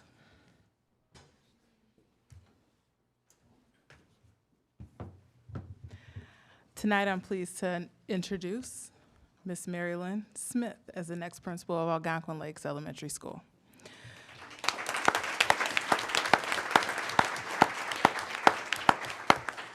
Ms. Smith has a wealth of experience. Not yet, not yet.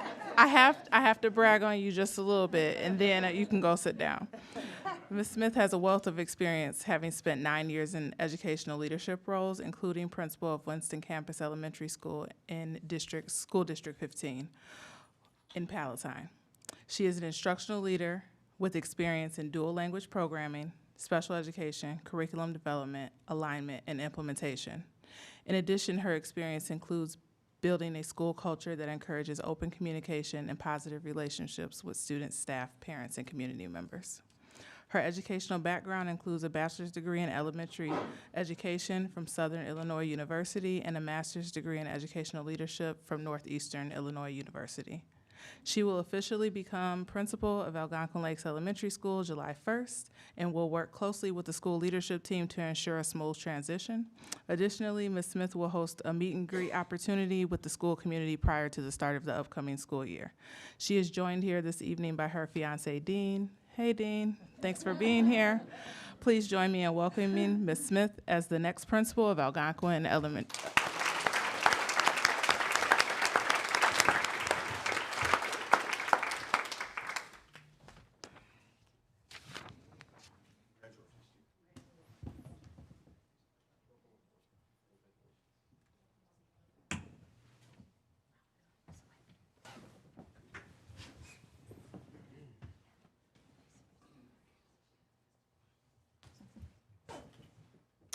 Next, I'd like to welcome Mrs. Stephanie Watson to the front, please.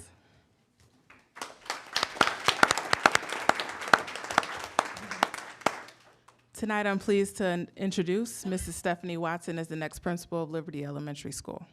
Mrs. Watson has a wide range of education-related experience, having recently served as a principal in Woodstock Community District 200.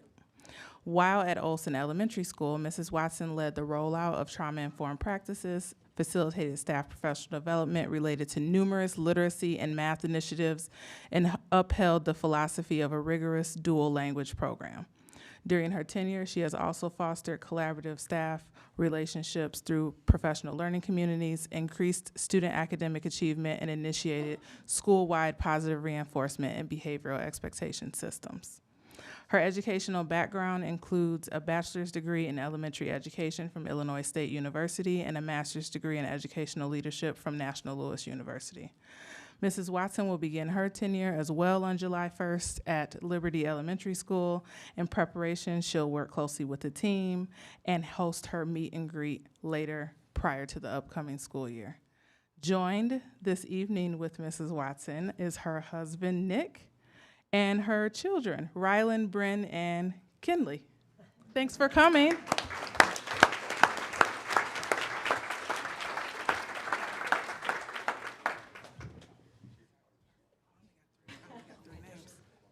Okay, what one did we miss out? Which child did we miss? Doyle. And Doyle. Welcome, Doyle.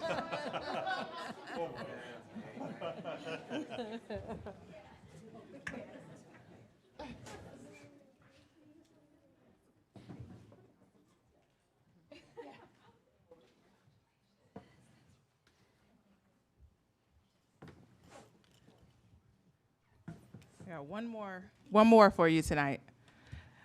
Miss Jackie Vercoda, could you join me at the front, please?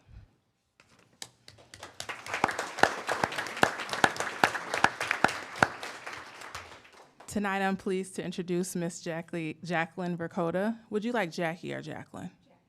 Jackie Vercoda as the next principal of Meadowdale Elementary School. She brings a wealth of experience to the district, having served in leadership roles for the last 10 years, most previously in U46. Her priority will be to foster a culture of trust, collaboration, and respect among students, staff, parents, and community. She plans to establish open lines of communication and promote a supportive environment where every individual feels valued and empowered to succeed. Mrs. Vercoda is committed to academic excellence and student achievement. Her educational journey began with a bachelor's degree in music education from Western Illinois University, where that was her first experience and passion to go into teaching and ignite what she does next. She then pursued a master's degree from Western Governors University, specializing in English as a second language, and this degree expanded her teaching strategies, enabling her to embrace culturally responsive teaching practices, in addition to earning her leadership degree from Concordia University.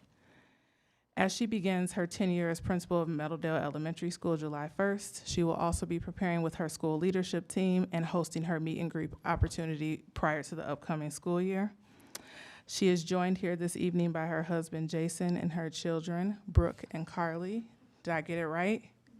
Yes. Please join me in welcoming Miss Jackie Vercoda as the next principal of Meadowdale Elementary School.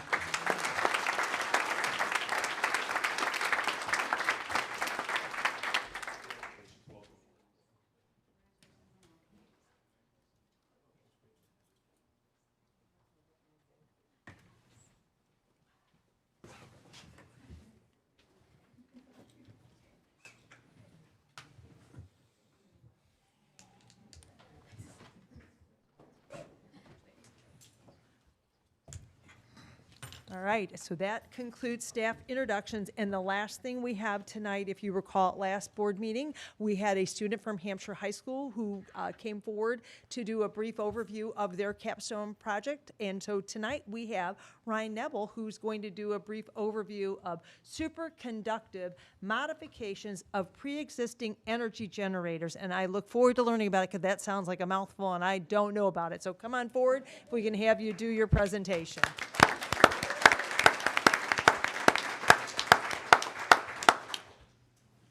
And is there a clicker there for you? Yep, excellent. All right, thank you. Go ahead. Thanks for being here. Go ahead. All right, hi, my name is Ryan Neville, and I'd like to thank everyone on the board and everyone in the audience for coming out and hearing about this. I spent a long time on this presentation. It spanned from the beginning of the school year all the way until the end, and I found it very important to like human society as a whole. So going into this is the superconductive modification of pre-existing energy generators. And as we know, our world is tainted with corruption, pollution, and overall a lack of understanding. So I asked a hypothesis. If superconductive wiring is added to a wind turbine's internal system, then a significant output is going to be recorded. Moving into my research question, I asked, how do the frictionless properties of these superconductors relate to the potential energy generation effects?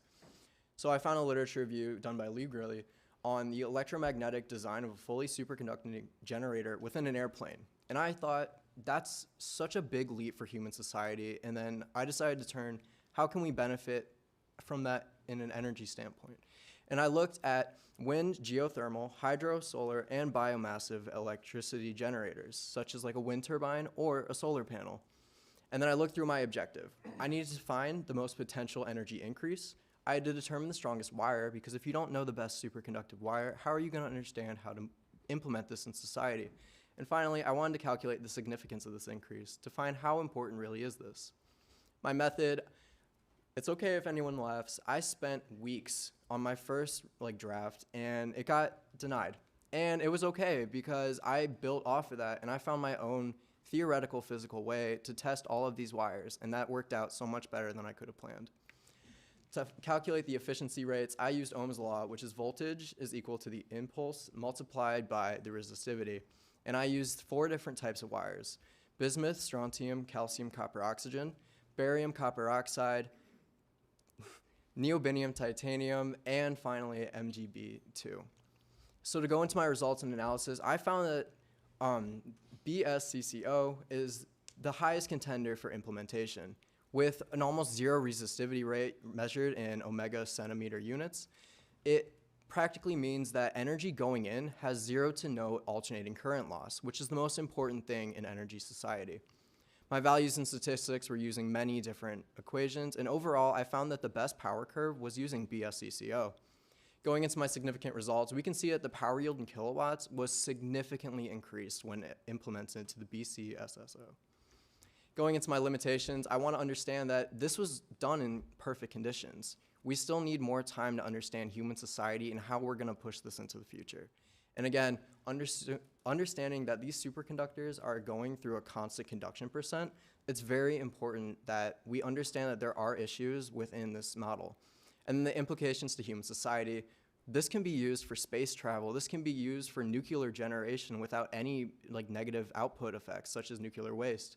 And I think that the most important thing moving on is that we look towards our future with hope. And we look towards the future with a better outlook than what the hand that we've been dealt. And that's all. I'd like to ask if anyone has any questions. Board members, any questions? I'm extremely proud of you. I sat in your presentation at Hampshire High School. Folks, let me tell you something. What you witnessed tonight, the students here, the new employees here, our current students, we're doing some fantastic things, Dr. Harkin and Dr. Smith, and I'm extremely proud of you, and I'm confident each board member is the same. They're very proud of you. Great job tonight. Thank you. Great job.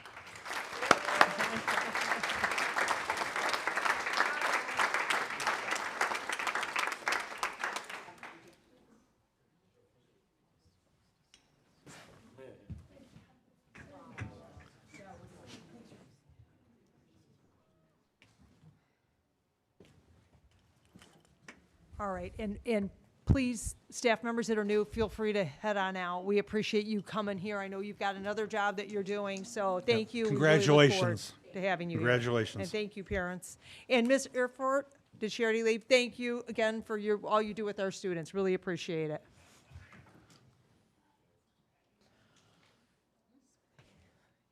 Thank you.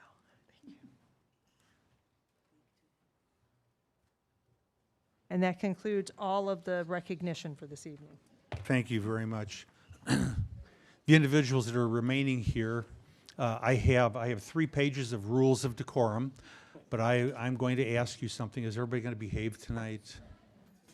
Thumbs up, thumbs up. Thank you very much. I trust you. And for me to say that, especially the guy right here, that's one I don't trust. Okie dokie.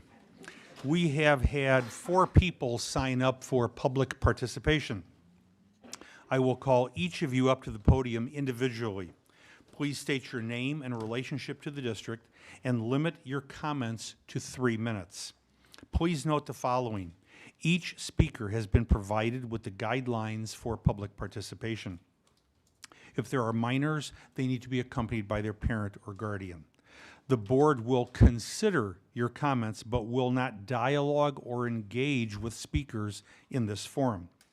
Questions raised may be assigned to the superintendent for an answer. As appropriate, a member of the administration may reach out to the speaker to give them relevant information or to ask for additional information. This is done to make sure the board has all the information needed to properly address the speaker's concerns. Charges, complaints, or challenges against staff members of the district will not be heard in open meetings and should be made in writing to the board and to the superintendent. We also ask that speakers refrain from personally attacking district staff or members of the board. Pursuant to board policy, all the participants have 3 minutes this evening. We ask that each participant be respectful to all individuals who've signed up to speak and adhere to the allotted time frame. Please note that the Open Meetings Act provides any person the opportunity to address the board under the adopted public participation policy. That being said, the board would like to advise the public that we will not consider statements read during the public participation that are not authored by the reader to be credible unless the board has previously received the statement in writing from the author. Additionally, the author should indicate that he or she has granted the public participant the authority to read the statement on his or her behalf. Our first speaker this evening for 3 minutes is Tim Layer.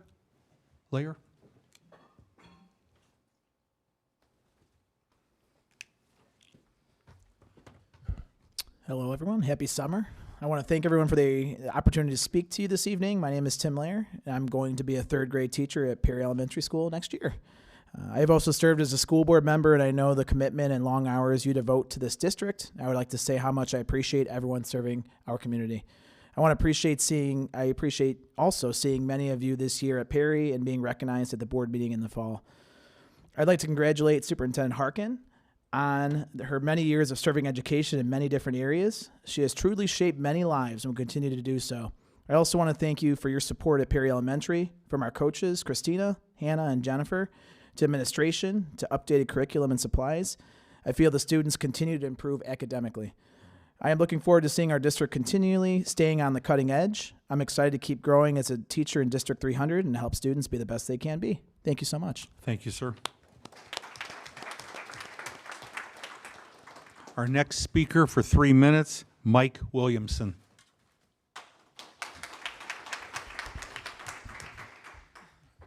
Good evening, board. Superintendents for a little bit longer. There's still two for a little bit. I'm Michael Williamson. I'm Lead 300's president. I don't usually claim this title, but I am going to do it at this point. I'm also one of the 8 Illinois elected members of the National Education Association Board of Directors. So I put that in that because I'm going to talk about our employees today and just the powerful work that they do and kind of build on something that Tim just did in thanking some people. And I want to do that because I've been all over the state this year, seeing the different work that different people do and getting to see just what a good job our people in this space do. And when I say our people, I don't just mean my people from Lead 300. I mean my people, I mean DESA, many of whom are here, DESPA, some of whom are here, administration in the room, superintendent, school board members. We are all working our tails off to do the best every single day that we can for the 20-something thousand students in District 300. Usually when I do that, somebody calls out an actual number. I just got a yes, okay. Anyway, but so I guess I want to just begin by saying it's the first day of summer. Let that sink for a minute. There should be like a deep breath or something from somebody. Audience, come on. That's better, okay? So when I was a kid, summer was about chasing the sun. And as an educator, it's also been about chasing the sun and going after those things that you don't get to do the rest of the time, because the rest of the time you're busy worrying about tomorrow, busy thinking about what you didn't get to today, busy thinking about how can I make a bigger difference. I want to thank the nearly 1,700 members of Lead 300 for everything they did this year, and I want to do that publicly. And I want to also back up. Again, I mentioned that there are several members of DESA here, and I want to give some things I don't give often enough to DESA. Probably the most powerful teaching semester I had in my career was at Dundee Crown, the year that I was assigned 2 paraeducators, not one, because one couldn't keep control of me, they needed 2. It was the most terrifying experience of all time because they assigned me the then president of DESA, Linda Childers. And I mean, I was abjectly terrified. I didn't know what to do. I'm like, these people are going to find out how much I wing it in this class all the time. They're going to know that I'm just making it up as I go. And what I found was that they, like me, understood that every single minute you're trying to respond to what's going on. Okay? The people in this room, the DESA members in this room, the DESA members who couldn't be in this room, these are the people who hold the hands that lift our kids up. They're the people that have the voices to translate from teacher to educator to parent to student to other student to make sure that our kids' voices are heard. And then the hearts that grab kids in the hallway and make sure that they're still making it. This is a group of people I don't thank enough. And so I want to do it publicly here. And I want to note that we're all wearing red. I only did the tie today because I don't have a button shirt with red. I'm working on it. I'll Thank have you, one Mike. soon. Thank you. Thank you. Yes. Our next speaker for 3 minutes, Jim McGregor. Hi, I'm Jim McGregor, a resident of the Fox Valley Athletic Conference. The April presentation on girls flag football and boys volleyball focused on the costs involved but said little about the students' interests. There's a process for determining student extracurricular activities interests, and that is students are regularly surveyed on which sports they're most interested in playing. This was last done by the district in April of 2022. The chart provided shows the relative interest level in several of the more popular sports. The survey asked high school students their first through sixth sports preferences. The blue bars show the number of students making the sport their first priority. The top of the red bars represent the total number of students expressing an interest in that sport. On the left, we've included basketball as a universally available reference sport. Notice that the girls' volleyball in the center of the chart has the highest total interest of any sport in the survey. Football just edges out basketball as the boys' sport with the most total interest. Circled in green in the graph center, we see the data for girls' football and boys' volleyball. Boys' volleyball shows 3 times the total interest. More than 10 times as many boys list this as their first choice sport compared to girls with a primary interest in football. The total interest for volleyball is actually higher among boys than any of the team sports currently offered to them in the spring. Interest in these other boys' spring sports is shown on the right of the chart. This 2022 survey didn't specifically ask about flag football, so we can't be sure if female respondents were referring to their interest in flag or tackle football. There was an option to write in another sport. Only one student specified flag football, and this was as her 6th choice sport. This compares to 31 students writing in boys volleyball, in addition to selecting the available volleyball choice. I'll also point out that a few girls take the opportunity to participate in the existing football program. This data indicates that the boys volleyball program serves the interests of far more students than girls flag football. Is it fair to add additional sport only for girls who haven't been asked for it, or asking for it, while making boys continue to wait for any access to one of the most popular sports? I hope to be watching District 300 boys volleyball teams very soon. Thank you very much. Thank you, sir. Our next speaker for 3 minutes, Lee Bennett. Hello, I'm Lee Bennett, a proponent for teaching grades 5 through 12 the great sport of volleyball. I believe last month's report on boys volleyball grossly overestimated its cost. I request that the district rerun its analysis of boys volleyball using 2 teams per high school. This is the same quantity recommended for girls flag football, so allows a more direct comparison. Also, because of Title IX concerns and higher participation by boys in most sports, it's common for area high schools to offer more volleyball teams for the girls. Larger area high schools have 5 girls teams and 3 or 4 boys teams. So 2 boys teams and 3 girls teams seems appropriate for District 300 high schools. 2 boys teams would use only one gym for competition, as JV and varsity compete back-to-back in the same gym. By dropping down to 2 boys volleyball teams, the program needs half as much of the key competition day capacity. As I see it, volleyball fits into available facilities and schedule well. It is sports that require sunny weather that have difficulty fitting into the school's time and space constraints. The suggestion of adding outdoor turf space seems to agree with this assessment. If gyms are being reserved in case of rain, then they are underutilized during good weather. Having only one competition day gym might keep within the capacity of the existing athletic trainer. If this is not the case, other medical services should be available to augment on an as-needed basis. IHSA rules don't require any athletic trainer availability. Given that there are more athletic offerings in the fall, seems like this would be a bigger issue for adding an additional fall sport. The April analysis also assumed more boys volleyball competitions per season than girls flag football. While IHSA permits a different maximum number of contests for each sport, it has the same minimum of 6 contests needed to qualify for the state playoffs. Volleyball for boys does not need to include as many teams or matches as the girls program in order to be more equitable than no boys volleyball program at all. Thank you to Director Parisi for your report, allowing a deeper level of conversation on this topic, and thanks for your time and consideration of these issues. Thank you, sir.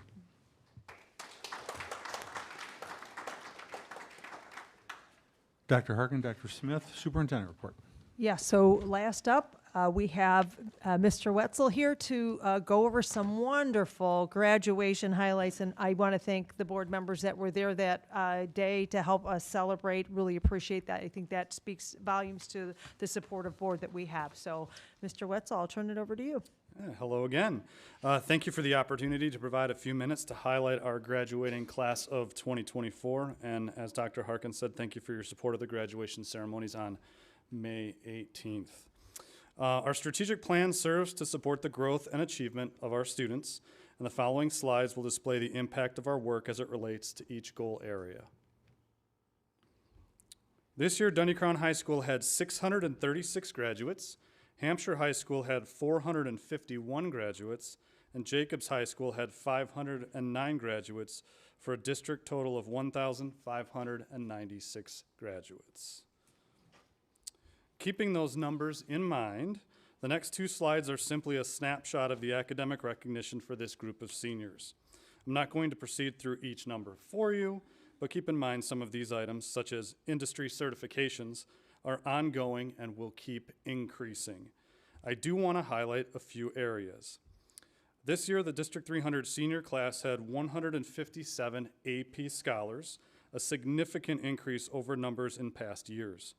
We also saw a significant increase in the number of students who earned the seal of biliteracy, and the number of earned industry certifications has nearly doubled over the past 2 years. I also want to point out the cost savings earned by this class. When students complete dual credit courses either on our campus or at ECC, they earn college credit and incur a significant financial savings in doing so. This year, seniors saved approximately $628,000 for completing dual credit courses. This year, we also had 24 seniors earn an associate's degree in addition to a high school diploma. That's an excellent achievement. In 2015, we moved to a cum laude system. Displayed is the criteria for each level. There are weighted and unweighted options, and students need to receive 0 Fs and 0 incompletes on their transcripts throughout their high school experience in order to receive this distinction.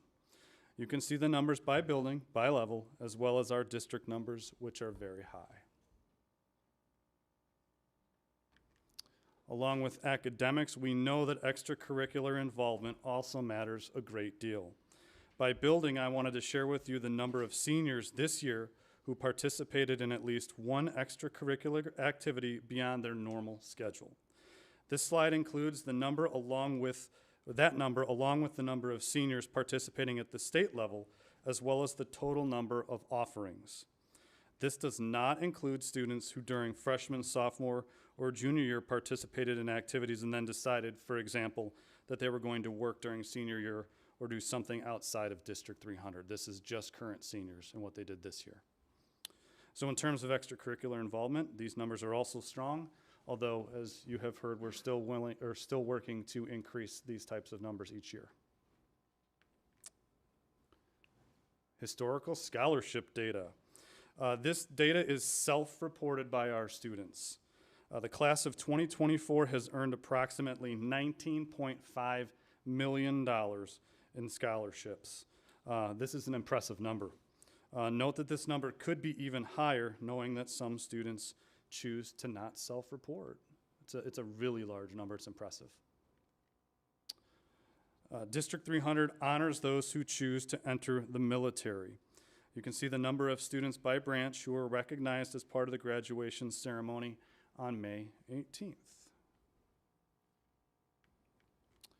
And here are some pictures from the ceremony. I just want to take a moment to thank the board, the administration, staff, parents, and community members for their support throughout the journey of this class. This is a tremendous group, as you have heard all of their accolades throughout the year, and I'm excited to see them progress in their future endeavors. Any questions? Mark, board members, any questions? Mark, I have one. Can you go back? I believe it's 3 slides. 1, 2, 3. Go back one more. The savings one. Go back one more, maybe. There you go. When you talk about the cost savings, that's basically to the parents, isn't it? Correct. Correct. I just want to make sure that people. It's a huge savings Yes. for parents. Yeah, I just want to make sure. That's it. Thank you. Other questions? I'm not sure this is even possible, but is there some way to include a number of students that we have in this district that are taking on jobs right out of high school? Like, for instance, some of the kids that we've had out at Hampshire that have got welding certificates and things like that, or somebody who's maybe going into a like a manufacturing or something. Is there some way to track that, or is there some way for us to be able to tell? That's an excellent question. I'm not sure I have that answer for you at the moment, but we could clearly determine a strategy in order to get that going forward for sure. That'd be great. Much like self-reporting, we could have students self-report that as they exit, for sure. Yeah, sounds good. Thank you so much. Thank you. And that concludes the superintendent's report. Okay.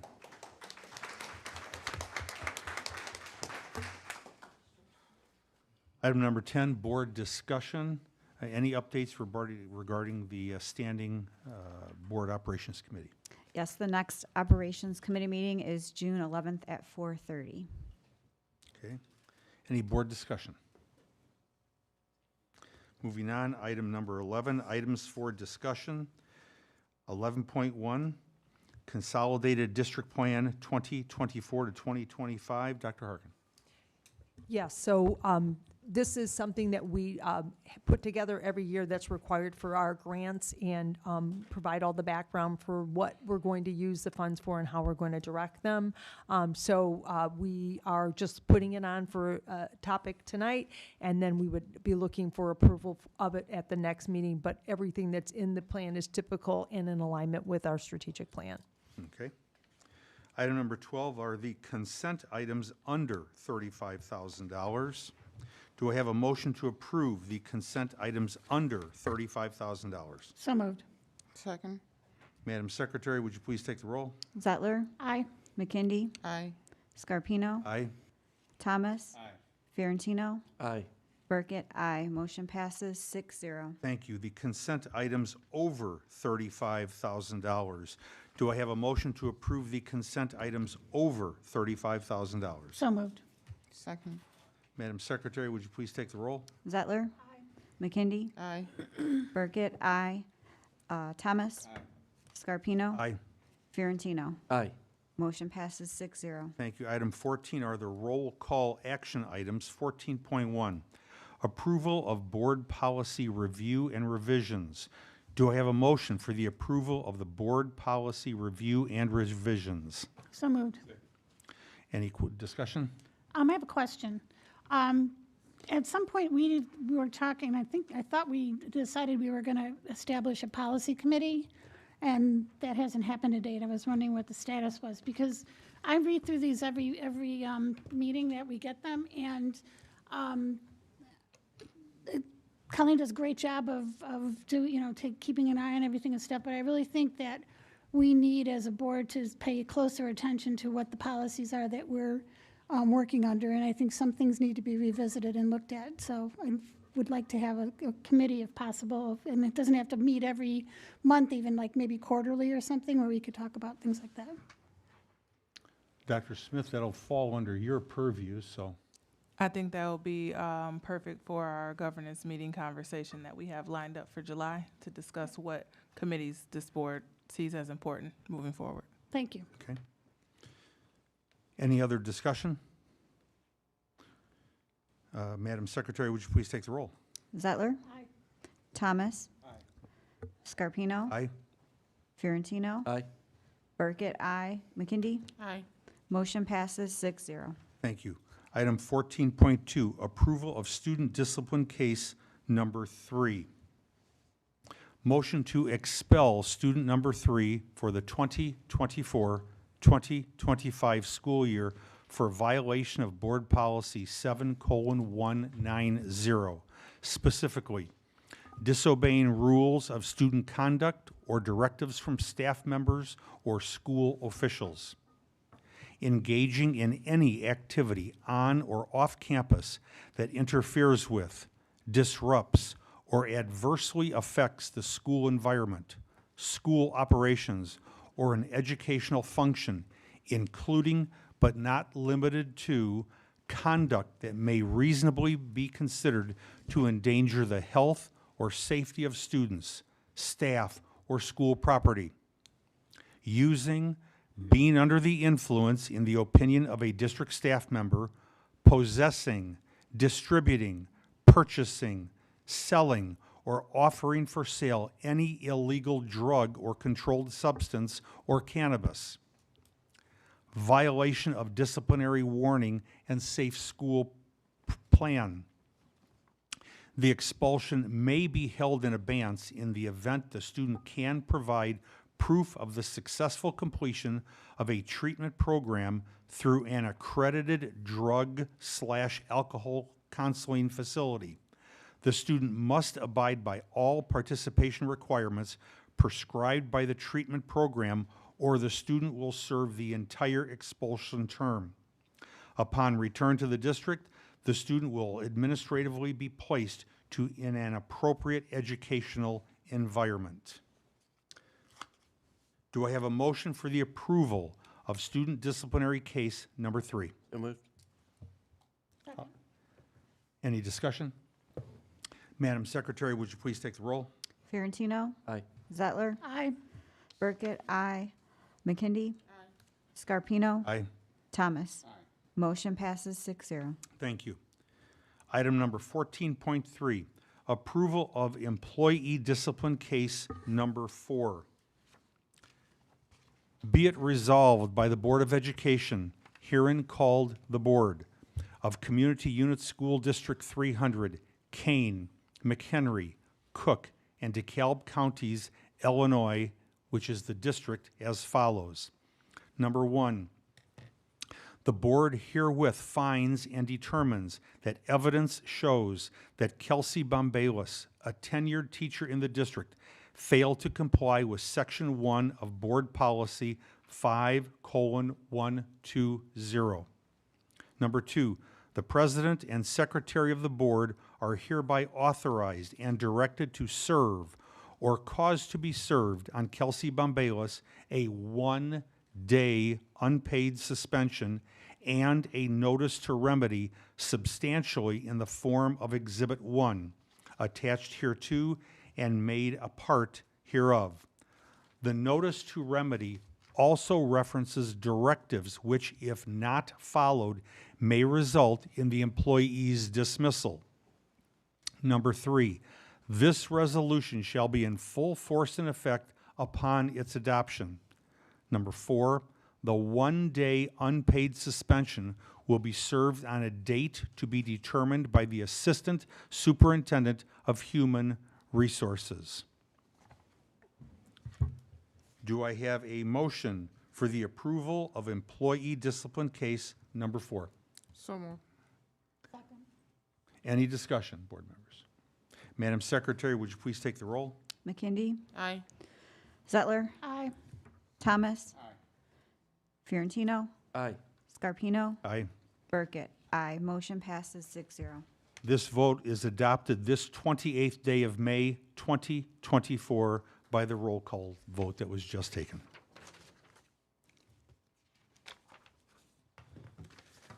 At this time, I'd like to call for a 15-minute recess. May I have a motion for a 15-minute recess, please? So moved. Second. Madam Secretary, would you please take the roll? McKindy, Aye. Fiorentino, Aye. Zettler, Aye. Thomas, Burkett. Aye. Scarpino. Aye. Motion passes 6-0. Thank you. We will return about 7:55 or so.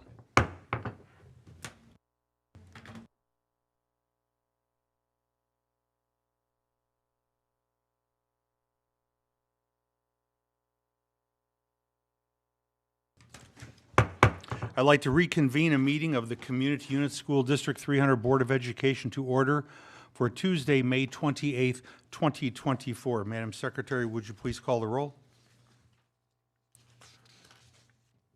Burkett, present. Fiorentino, Present.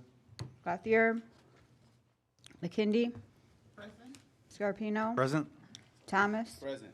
Zettler. Present. You have 6 board members present. Thank you. We will continue our work on the strategic plan. Superintendent Harkin.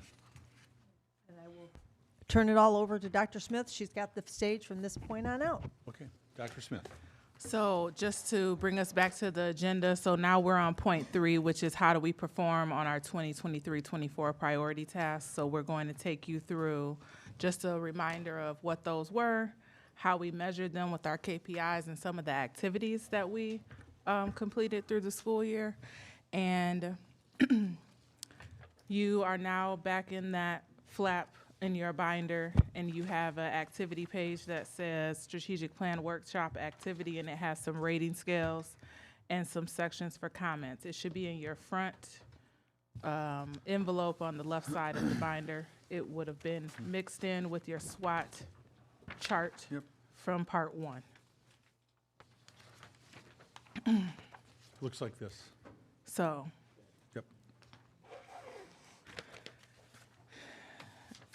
So this will be the next point of information and feedback that we'd like to collect from you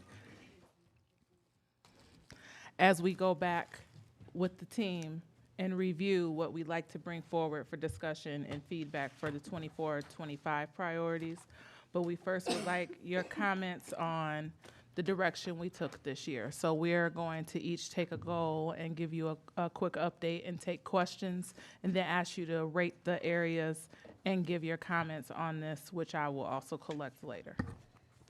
Any questions about the rating sheet?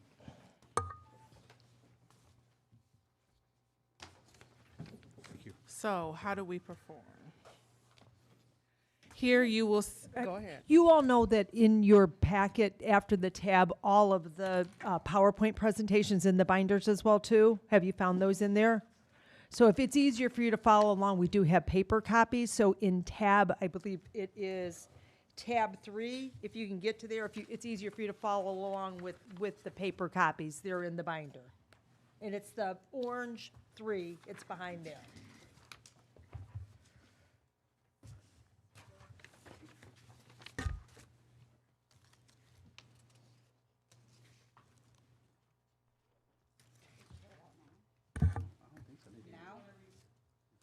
If you'd like to refer to your own paper copy, or you can follow along and listen to my happy voice as I take you through some more items. So what you see overall here is just the overall strategy map by goal, and it has each area that we focused on, and then some of the action steps that we've taken if you look at it across. So for goal 1, where Patty is going to start, we focused on chronic absenteeism, student behavior, student belonging, and safety. But then you'll see across from left to right some of the activities that we engaged in, or how we supported staff and students throughout the school year to focus on those goal areas. What our hope is to review this with you today and bring a proposed strategy map for 24-25 on June 11th. So just as a reminder, we have been monitoring our student indicator performances, KPIs, for each of the different strategic plan goal areas. And this is just the key to how it is that we color-coded each of the different areas. Some things have number of values, others are just a completion rate, and some things are just a baseline year that we are collecting data on now. When we take a look at this first slide, this is just to provide you with an indication how we're monitoring our completion rates. Each of our directors and key areas and champions for these strategic plan goals have running lists of all of the different tasks that are being completed, and we monitor them on a monthly basis as far as where are we for the completion of the on-time portions. We're currently monitoring 335 activities in our 4 of our 5 key areas. When we start looking at goal 1, which is developing the whole child, it's broken down into several different categories. The first one we're going to talk about is regards to chronic absenteeism and our student behavior. In our chronic absenteeism area, our goal for this was to, we looked at our baseline of 31% of our students being chronically absent, and our target for this year was to get 28% or lower for our chronic absenteeism rate. We are proud to announce that as of today, we can say that with not the official through ISB, but from District 300 monitoring, we are currently projected at 22% chronically absent, which is exceeding our goal for decreasing our chronic absent rates. Some of the things that we've done in order to make this a reality is instituting district and building level attendance teams, which do need to continue and be modified. Regular monitoring of data, data including the attendance pieces multiple times throughout each month. Identifying some of the root causes as well as looking at different interventions and how our families and students can utilize some of the supports that we have to offer. On the student behavior side, up until a few short weeks ago, we were actually on track for making this goal a reality. Our target that we're monitoring here is the average number of student incidents that happen on a daily basis. Our target was to be under 96, our baseline was 96 incidents on a daily basis on average, and our target was to get down to 93 average incidents per day, and we ended up just slightly over last year's baseline at 95.9%. So we do monitor those each and every week. Sorry, some of the key areas that we were focusing on with regards to the student behavior was a revamping of our MTSSB processes, looking at our intervention toolkits, and making sure that our documentation processes were in place and accurate across all of our buildings. As we flip over to our student belonging survey, you have on the right-hand side just a sample of one of the reports that we provided back to each of our schools several times throughout the course of this year. Mr. Harries and his department has done a nice job of expanding the student belonging survey from a 2-question survey to a 7-question survey, focusing predominantly on the trusted adult, and we are actually able to report that the numbers did increase as of today. We're actually at 87% of our students who did participate in the survey who report that they had a trusted adult within their building. So while we had a decrease in the participation, the actual increase in the number of students that were reporting that they have the trusted adult. Some of the key areas that we're focusing on here are also the review of the data on a more frequent basis, the launching of the equity committees at each of the high schools. Many of the cultural fair celebrations that took place this year were under this strategic plan goal, as well as providing detailed reports to our building leaders as it related to their school improvement plans. We're also looking at the increase of our staff cultural diversity awareness. This is one that is still being built for this year as we're building capacity for our staff members. And we're really exploring with them how they can utilize the student culture pieces that they're learning about their students in their daily lessons. As we move on to the next portion within Goal 1, it's taking a look at some of the safety components.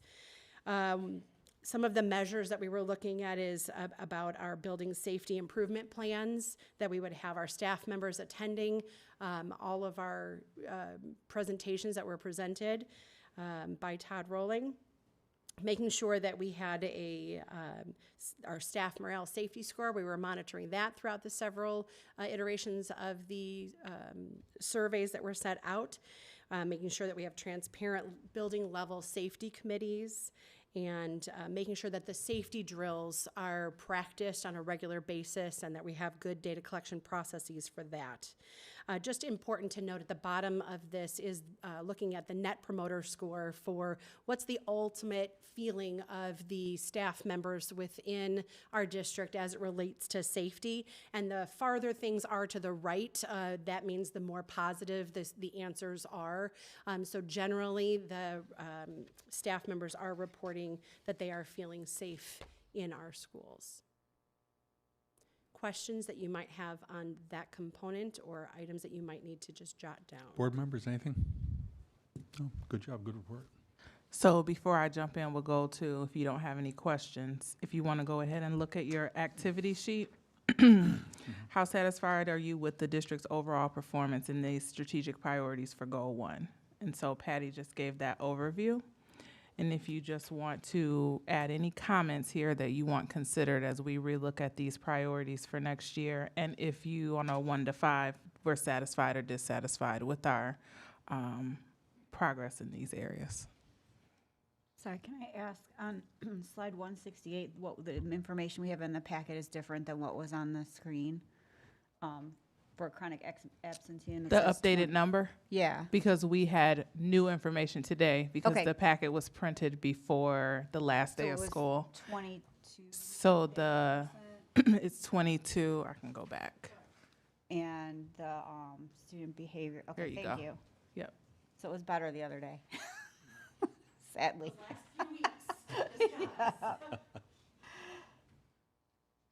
Was there any other data clarification?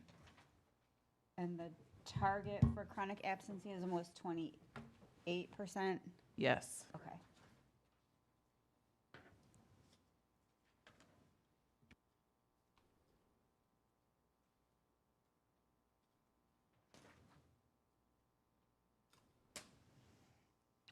Any other questions for Goal 1?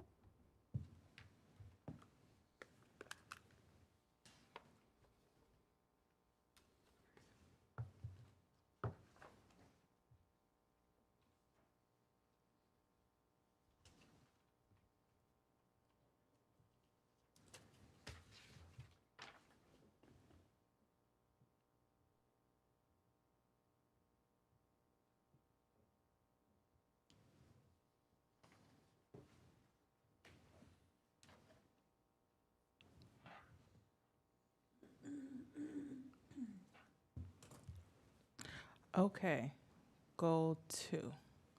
Patty and I are going to tag team this so we can make sure we answer any questions specifically, because I know some of the activities and what we're doing academically came up in the earlier part of the session. So Patty, if you want to start with the data point, and then I'll jump in with the key activities. Absolutely. So on the top right of your screen here is the most recent IAR score. So we won't get those updated until the fall of this coming school year, but that shows you what our targets were. And so we're anticipating that we would end up at 32.4% or better for our reading and the English language arts area. And the monitoring pieces that we do is through iReady in grades K through 8. We do that 3 times a year, and early indications show that we will be just under that target of the 3% as an overall for all grade levels, but those are early indications. Our academic intervention ELA, one of our targets for this year was to make sure that our students were attending the interventions that we're providing, and we more than exceeded our goal for that particular area. So the great job to our staff members in making sure that our students were present for all of the intervention pieces at 93.9% attendance rate, which is outstanding. On the bottom right is just an example of some of the data walkthrough collection forms that we have been instituting this year as we are monitoring, rolling out new procedures and new materials, that we make sure that we are seeing evidence of those things happening in the classroom. So on the left-hand side, you'll see more of the red because we were not seeing those things in the early stages of implementation. As we move throughout the school year, you'll see that more and more of those things, desired things that we were looking for, were being implemented in each of the classrooms. So when we talk about the key activities, as you remember, I came to you in the first semester discussing our implementation of the Science of Reading program consistently across elementary school. That is still a work in progress to continue for next year, as well as the implementation of our resource Amplify CKLA, continuing that support specifically for our K-5 literacy for next year as well. Part of the process with implementing this new curriculum and this new resource was that there was continuous curriculum meetings this year with elementary staff for updates back to us each quarter about what's working, what's missing, what they needed to support the implementation of this program in their classrooms. We also included in there ongoing professional development as well for our administrators, because they are the instructional leaders of their building and supporting this as it continues throughout the school year. Patty mentioned the data collection for the learning walks, as well as you previously heard that we have reassured our partnership with our libraries and added more activities for students to have access when they're not with us. And the libraries have met with our literacy director, who is now the assistant superintendent for K-5 curriculum and instruction, and they are supporting us with this implementation of the Science of Reading. So we have a community partnership with that. In the secondary realm, 6-12, in the middle schools, Ms. Gowdy also worked with the curriculum teams to implement, it's called HMH, was the program for secondary, and then put their core instructional block in place. And throughout the year, get feedback and training and support on what that model in action looks like, as well as in 9th through 12th grade, working with our ELA divisionals, specifically with Ms. Gowdy, on targeting their professional development as they work with their literacy teams within their buildings. That's a summary of some of the key activities that we believe were positively impacting student outcomes this year. What questions can I answer? Can you talk more about the learning walk, please? Sure. So each of the different directors identified key implementation components from the programs that were new to the classrooms this year, and isolated from the training sessions which pieces they really needed to be focusing on and implementing them well in order to set them up, the students and the teachers up for success as they got more comfortable with the program. So the directors worked with the building level administrators and key leaders within the content area to make sure that they understood what key pieces to be looking at. There are 1,000 things that we could be looking at as we implement new curriculum material, and we can't focus on all of them and do everything well. So what are the key pieces that needed to be watched for? Were we seeing it when we walked into classrooms and we're walking through to make sure that everyone has the materials, that the implementation process is going well? What additional training and PD sessions do we need to offer? And then they brought that back to their leadership curriculum teams in order to make adjustments for the next quarter. So it starts with the building principal, correct? Okay, building principal is educational leader. If we see a school start to dip, then am I to determine that for whatever reason, the educational leader in that building did not possibly talk to the teachers or something about the appropriate instructional delivery or something like that? So it's a little complex, but some things that I can put around that are, we use the phrase loose and tight. So what's tight on what we expect for this curriculum implementation and what's loose, right? Because you want to give teachers the autonomy to make decisions in their classrooms and principals the autonomy to run their buildings. So our tight is the implementation. We as a district committed to implementing this through data and feedback as we work with the curriculum teams, and then in our zones with the assistant superintendents and the directors. You then review data and work with the grade level PLCs across those schools. And we have taken that feedback if something is they have seen not working, but we also have started identifying where it is working. And we know that one thing that is consistent about the data that is positive out of those buildings where it is working is that they have implemented the program. And so what we then can do is continue our professional learning community work and look at the additional questions as teachers. They are the experts in what needs to happen in the classroom. There's something that we have considered that maybe the district missed. We have open conversation about what that looks like. It does not happen overnight, but it is a movement in the right direction. If we just straight have a building that is not focused on implementation, there would be then a different approach of support to clarify any miscommunication about the expectation of implementation of the program. And the PLCs, the building principal oversees the PLCs? Yes, the building principal supports their grade level and content area PLCs. Thank you. Nancy, you had a question? Can you remind me again what CKLA is? It's the comprehension, knowledge, and language acquisition literacy program, Amplify. So, say it again, I'm sorry. Comprehension, knowledge, language acquisition. Acquisition, thank you. Any other questions about ELA?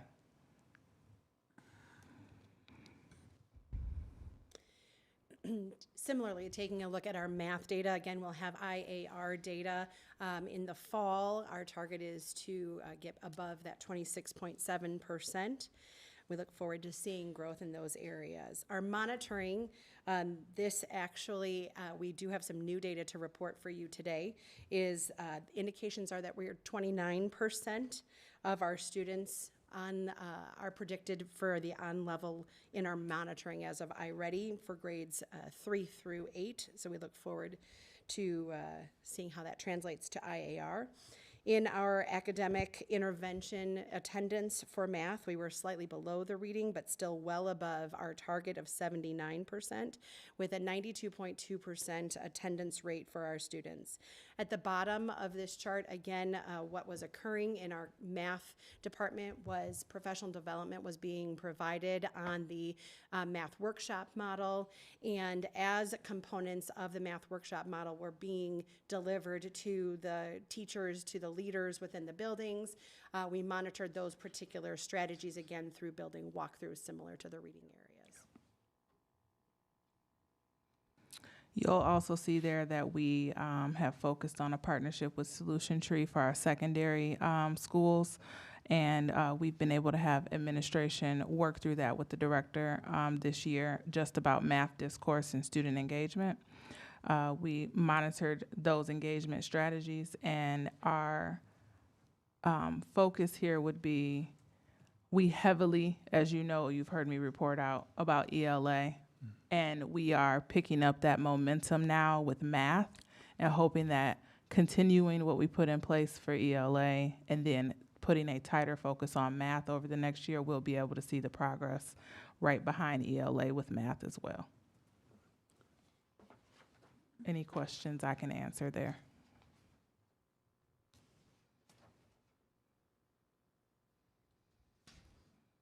The next section is about our college and career readiness indicator. This is a new metric for us, so we are still in the baseline year of collecting all of that data through the School Links platform. So this is a new metric for us, and we'll be able to report out at the end of this school year as we get ready for the uploads to the state.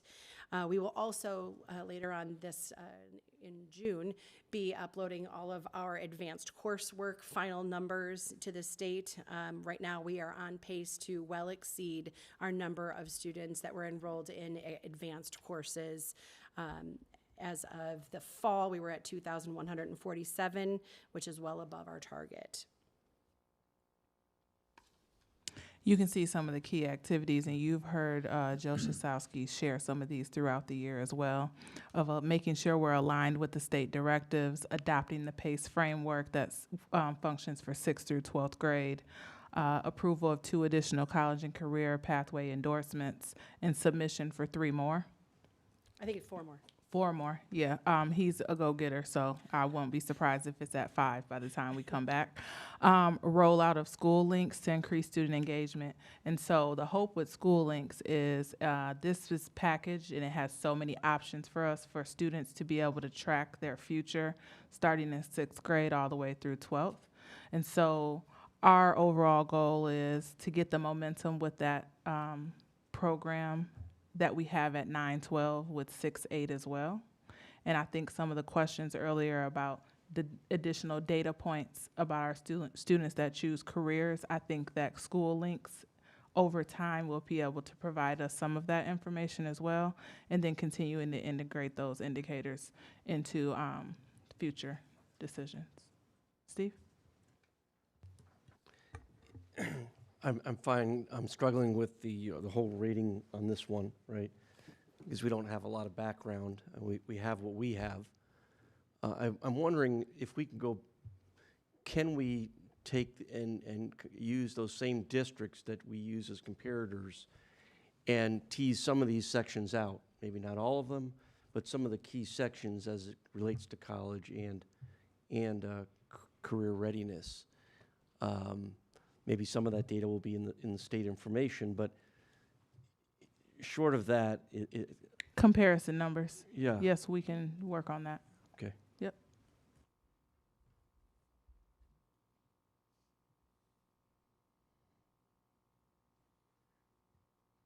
Anybody else? Any other board members?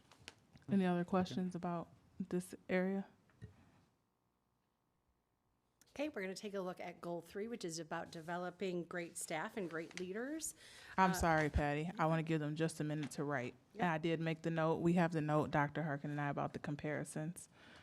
And then I just want to give them just a minute to write any other thoughts down and select a rating.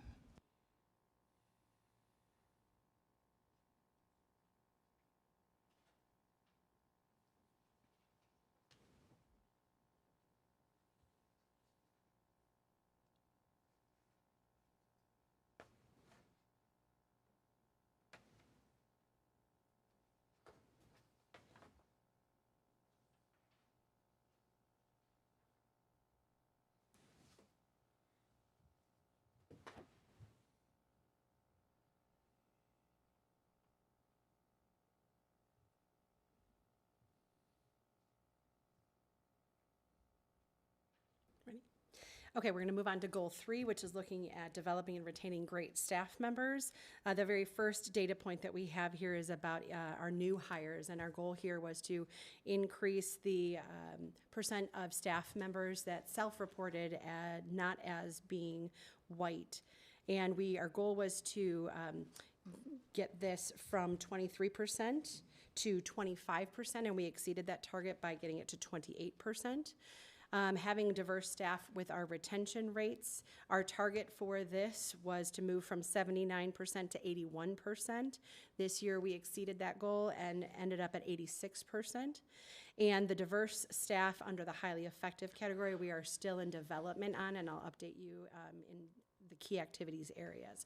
Some of the things that contributed to the successes in the goal 3 area is having the active promotion at various different job fairs and making sure that they have updated their promotional materials. They really focused on having our teachers act as recruiters themselves by talking about the great things that District 300 has to offer through their positive experiences, looking at their specialized job fairs and making sure we attend as many of those as possible. As well as revising and enhancing the candidate questions during the hiring process to better screen for our candidates.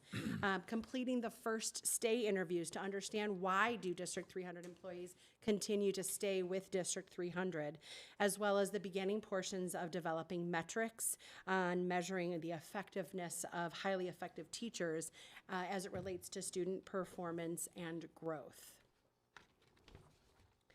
The next component within Goal 3 is taking a look at our staff morale components. Staff morale participation continues to be on par with where we were hoping to be. Our district response rate on some key areas are slightly under where we would have predicted them to be in key areas such as them feeling like they're being, staff members feeling like they're being heard. And then the overall staff morale overall score was right in line with where we were anticipating it to be. Overall, again, the net promoter scores underneath on the bottom of this page indicate some of the highest components in that trust factor, staff members feeling as though they can trust the administration within District 300. Some of the key focus activities to be mindful of is that the focus of the actual leadership of the participation of the staff morale transitioned to our building principals, and that was a big shift for us. Making sure that they're looking at 1 to 2 key priority areas that they can be working on with their staff members after receiving the data. We've utilized our thought exchange data in various different ways this year in order to collect feedback in a more timely fashion. Human Resources has had a monthly newsletter which highlights also some of the wellness information and activities, and so there's also a commitment to that wellness incentive plan. And finally, the professional development component of Goal 3. One of the tasks for this year was to develop a comprehensive professional development plan, and as of April 11th, they were 75% completed with the actual development of the plan. They did complete 100% of their PD catalog components for the 23-24 school year, and as of April 11th, they were 15% of the way done with the next school year's PD catalog. On the bottom here, this is just an indication of some of the data that we're talking about as we review pieces for professional development, that if we notice patterns within staff attendance areas, how can we use that in order to make decisions about when and what and how are we going to deliver professional development. They developed a theory of action in order to guide their steps. They've done some research by visiting other school districts about how they're developing their professional development plans and what structures they have utilized. They've recruited new District 300 university courses as well as new facilitators, as well as finding different ways to monitor the data through the thought exchange component. The bottom right, you can see the structure of some of the new components where the building level principals will be able to develop some of their professional development needs based off of their school improvement plans, which are all tied to the strategic plan. What questions do you have on Goal 3? Yes, sir. When you look at professional development, can you say what % is done through the district versus what is school-based? and, how that may play out with this. Going back to, great leaders within our buildings. Go ahead and answer that part of it if you don't mind. I actually don't have that particular set of data but we can certainly get that for you. Okay. I mean, do you, guesswork, is it 50-50 or is Well, I it? can tell you that it's different by the level. So at our elementary levels, we have fewer professional development days because of the contract requirement for the report card completion components. So they do have 4 less days to engage in professional development that's developed by the buildings. So some of those nuances, I really couldn't say it because there are some unique pieces depending on other required components that may come out based on building needs. And this has been an ongoing point of feedback, trying different things because we have such an array of positions that need training and professional development, as well as the same support that we're putting in place for district administration to be instructional leaders or support to different positions and staff members, building up their knowledge and understanding of what a true professional development opportunity needs to consist of, and just providing that feedback and consistent expectation that we are offering professional development at high levels. We also are always in competition with professional development is only going to be as good as the staff members who attend the days that are offered to them throughout the year. And so there are many layers to this professional development conversation, and you'll be hearing about this very frequently and ongoing as we go throughout the year next year and the following. So it's a huge work in progress. I think I'll just boldly say, risk-taking, that the attendance that we are receiving on the back end of who's there when we put this professional development together, we don't have a consistent feedback of if the same staff that took the survey from one time of the year that took it the next is the same staff that attended the professional development. And so it's kind of a moving target. So we're focusing more on, as you heard in like goal 2, when you have an area like ELA, you have that data point. How are we continuing to use our data and what it says about student outcomes and what we need to make sure our staff is, built up with to take into the classrooms?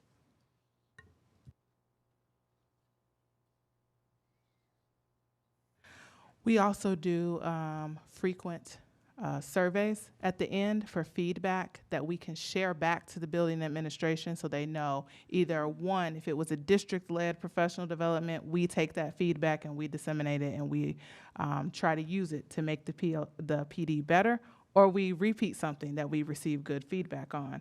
We also have our building principals send that survey out, and we are getting consistently less than half of staffs that are completing that survey when it goes out. And so we're not getting a consistent point of feedback, as well as we do a large needs assessment survey every year that then gives us that springboard to plan the next year based on what staff are asking for. But that ongoing monitoring that would give us 1 to 2 feedback points a month for principals about professional development, we're getting about half or less of staffs completing that when they receive it at the close of their professional development opportunities. So it continues to be a work in progress.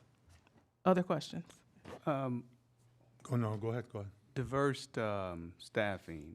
What appears to be some of the challenges? Because is it one of the things, is a criteria that's state criteria?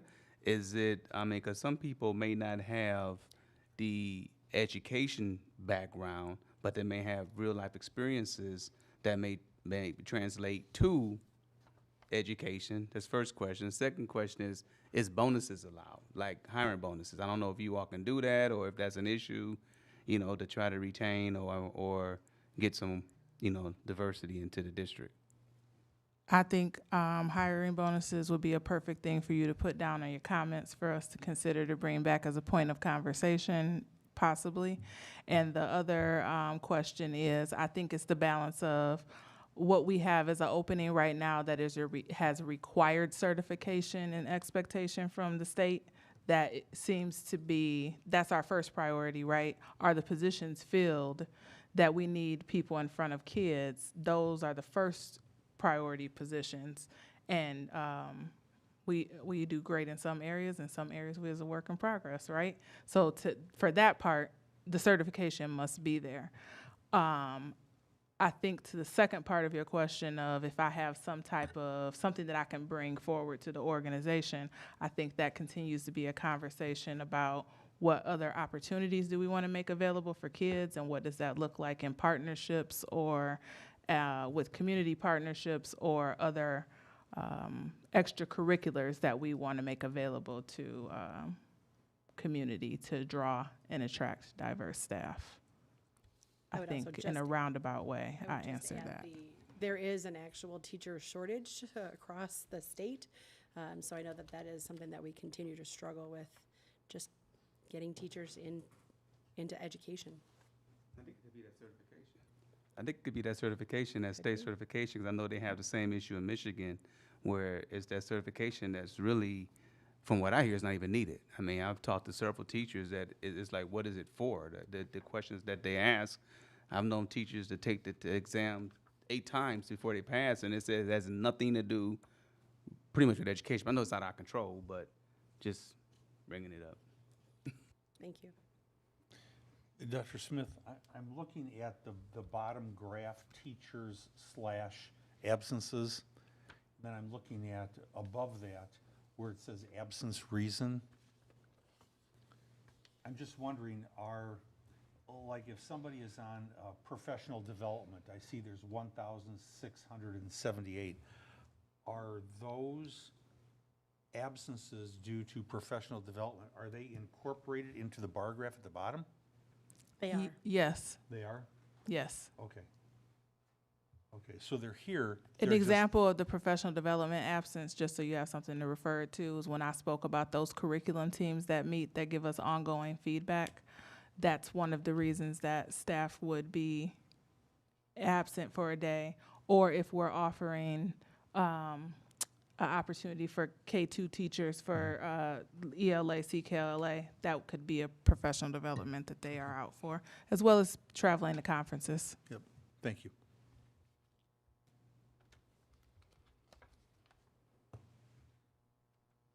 Okay.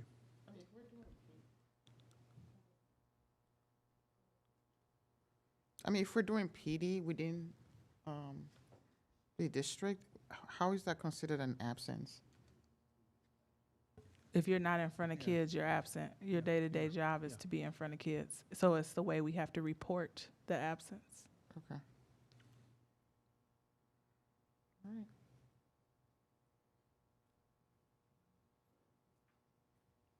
Other questions for me as you make your notes for goal 3?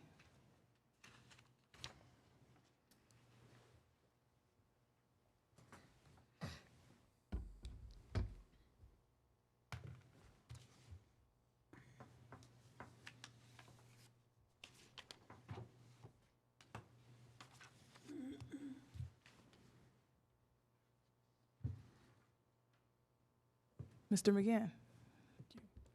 So I'll be reviewing Goal 4, which is to engage all stakeholders. So as a reminder, what we're looking to do here is to ensure that all parents, guardians, students, staff members, community members, and taxpayers have a voice in guiding our decision-making. So when we look at the two-way communication response rate, what we wanted to do is maintain a percentage of 90% or greater for stakeholders who receive a response from central office within 48 hours. Happy to report that we're at 97.3%. Earlier in the presentation, we talked about Let's Talk on our customer service score. We had set out for a goal of 9. Our current satisfaction score rate is 7.6. And we did develop a communication guidelines document. So we looked at how Hanover Research reported that parents seem to be following it, with our 2 most frequent communication methods being contacting the front office and contacting the teacher directly. Some of the key activities associated with this were to establish guidelines to streamline interactions between parents and schools. So that's that communication guidelines document. We also worked to deliver content in multiple formats, including infographics, videos, slide decks. And we worked to actively incorporate feedback to ensure that all of our complicated messages had improved clarity, such as winter weather messaging and e-learning days. For parent awareness, we set out to develop a district calendar with key events. Then we're also going to go down to the bottom here to develop a resource to capture key events at each grade level for the school year. I think both of these are critically important.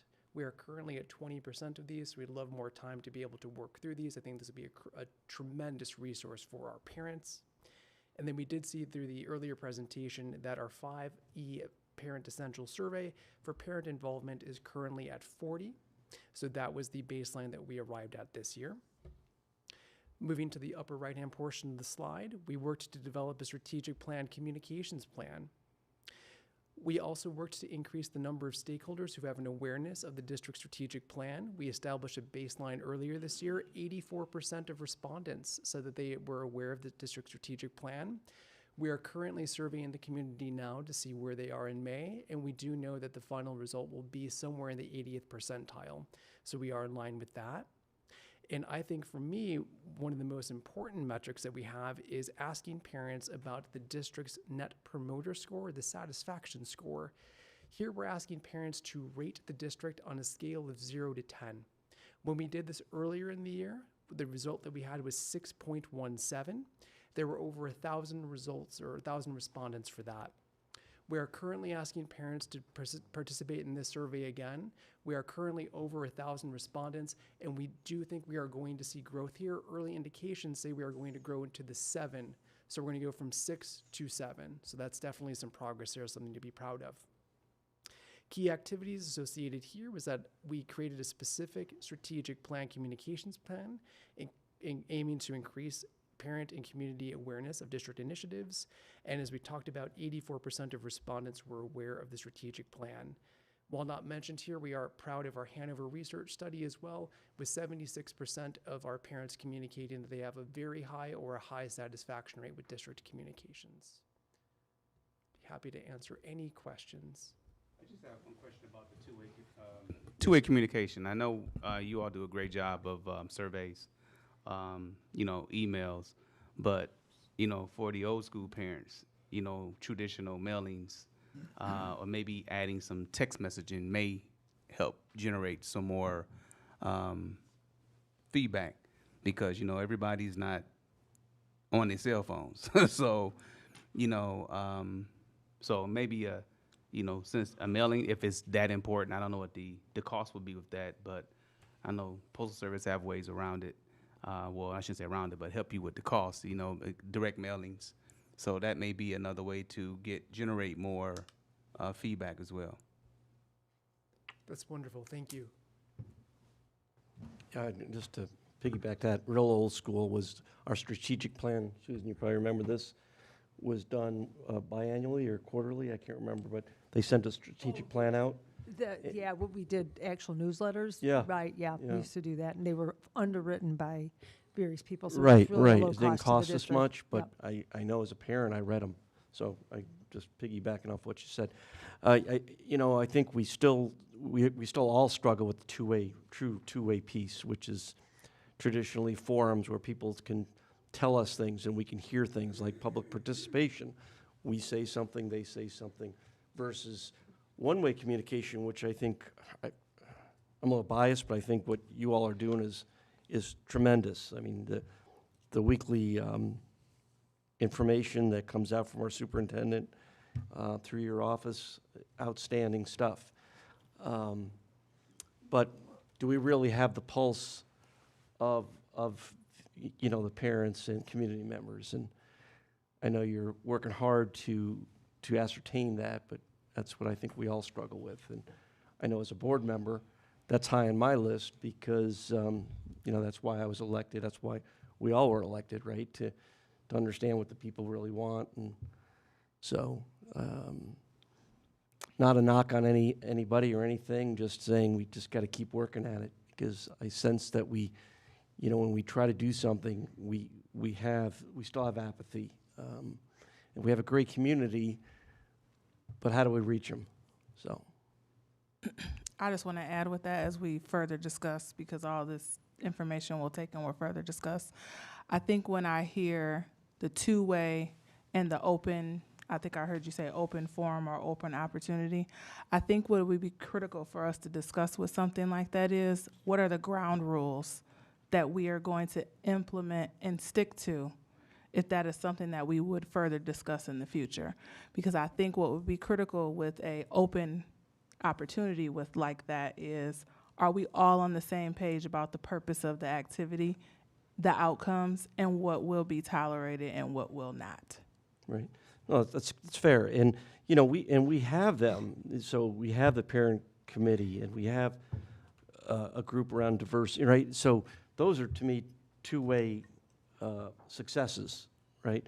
But the parent group is maybe one or two parents from every school. And so that was the other thing I yeah. was going to refer to.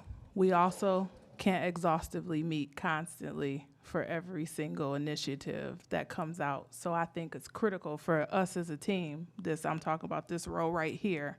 What does that really look like, and what does it really mean, and what can really be managed to be purposeful with outcomes? Not to say we started another group or we tried to come out and do something else, but what will it really, what are we really, what's the outcome that we're trying to get to? I think that that's a discussion with us along the lines of like discussing about committees and what that looks like in the future as well. I had a question. Can you go back one slide? So with a two-way communication score, that's based on the response time from Let's Talk? Correct. Do we do anything to measure the satisfaction with two-way communication between the individual schools and like families? Because that seems like, based on your earlier presentation, that's how most of the communication is happening. To my knowledge, we do not have any records or any data that is that specific. The data that we receive would either be anecdotal or would be through the 5 Essentials survey when parents are talking about involvement and how connected they feel to their particular school.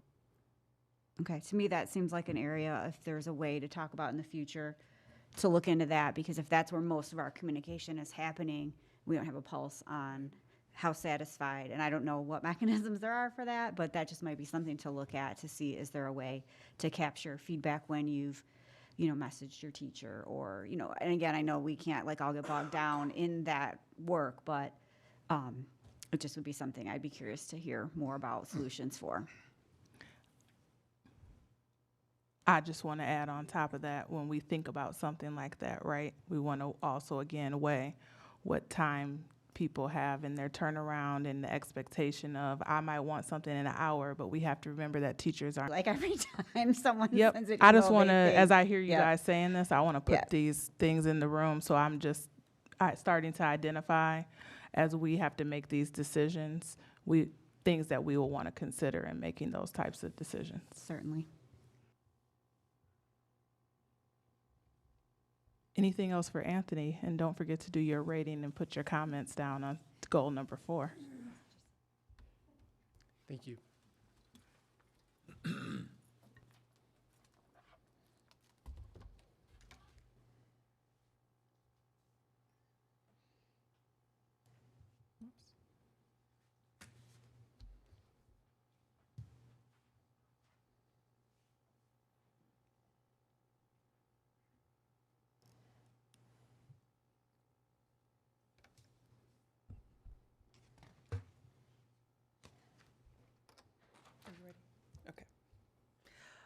Goal number 5, using district resources equitably and efficiently. Just a reminder to ensure every student receives, sufficient resources to have the same opportunity to succeed.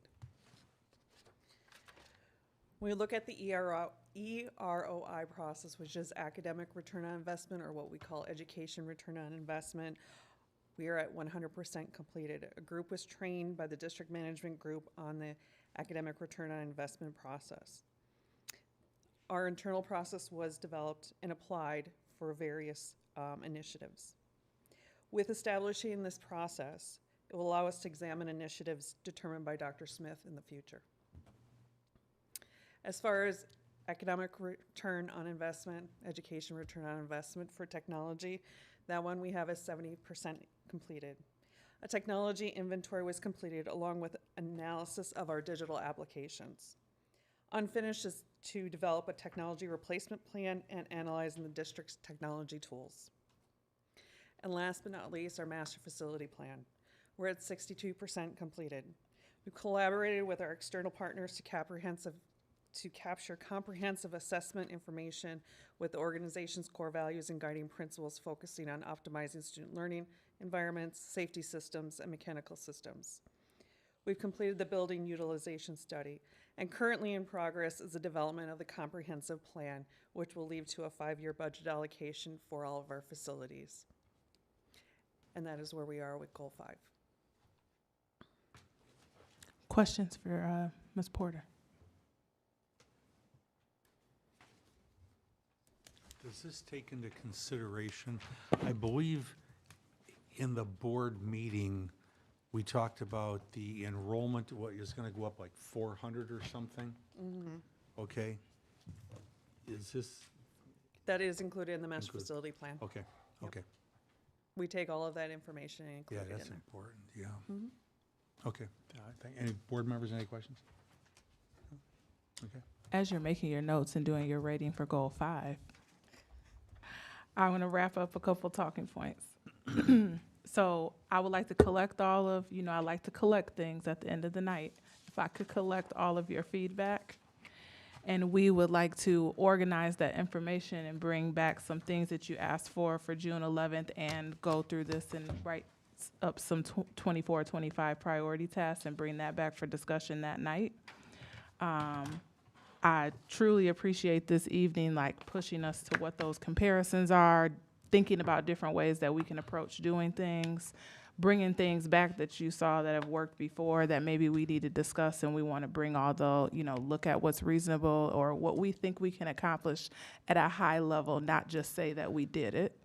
I do just want to bring us back to that 139 slide, that for every one strategic decision, it's 3 moves for building administrator, and it's 9, possibly 9 or more moves down to the classroom level. And if you saw back in the beginning of this, when Patty went over the strategic mapping, and right now we are monitoring 344 actions in our current plan. And so I think with the feedback we've heard a little bit tonight, we can get really targeted about some new options to bring into 24, 25, and then determine where we should just continue some items from this year for next year as well. Are there any last questions or comments that you all want to make? I appreciated hearing from all the board members. I mean, it was very productive, I believe. Steve? Just thanks to the staff, those that are here and those that work behind the scenes to do this, because I can tell this is an awful lot of work. And I'm hopeful that it was not, it's one of those exercises not just to deliver to the board, right? This is exercise to make us all better. This the real thing. Right. So when you're, frustrated that we had to go to a board meeting and show this, it's really not about that, right? It's about improvement, continuous improvement, and getting to all of our goals and student achievement and all those things that we know are important. But going back to the thank you is well done. These, for me, are very important, and I appreciate Dr. Harkin, everybody's attention to what we said we wanted relative to the strategic plan. Sometimes we say it as board members, and then we forget about it for a year or two, and you haven't forgotten about it, so thank you for that. I'm gonna need more time to do my homework on a couple of these sheets. No problem. This was a lot, but I appreciate that it was a lot. As but long as I get my feedback sheets tonight, you can go dig into whatever you want. I will know these. I'm gonna need more time on these. Okay, Honestly, okay, I can give you this. okay. Any I mean, other? this has been very productive, and I appreciate, I'm going to kind of piggyback on Steve. I appreciate everybody's hard work. Communication has gone by leaps and bounds in improvement this year. I'm looking forward to even more improvement. financial is always, you guys are always rock stars, so, you know, as far as I'm concerned. And thank you, Patty, for all your hard work on the data. The data's key, right? So I think we hopefully will agree that we still have a lot of room for improvement across the board. But I think we have a good team that's going to be able to get there. And I'm looking forward to seeing what happens the next, well, I'm going to be here 3 more years for sure, maybe longer. I don't know. But, you know, I plan on working really hard with you guys and doing whatever you need to in support to help you get to where we all want to be. Thank you. Appreciate it. Anything else, Dr. Smith? Yeah, of course, I have a couple more words. I just Okay. wanted to make sure if everybody got to chime in that wanted to. Again, thank you to Dr. Harkin and the team that's here tonight and many people who are not here that helped do all this work.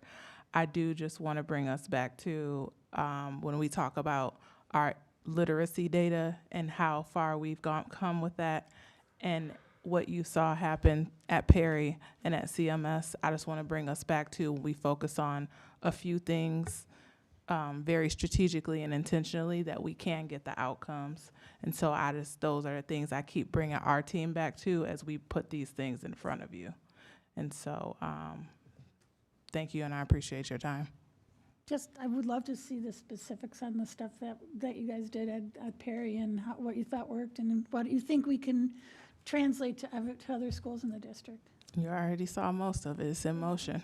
Okay. Any other board members, any comments? No? Do I have a motion to adjourn? So moved. Madam Secretary, would you please take the roll?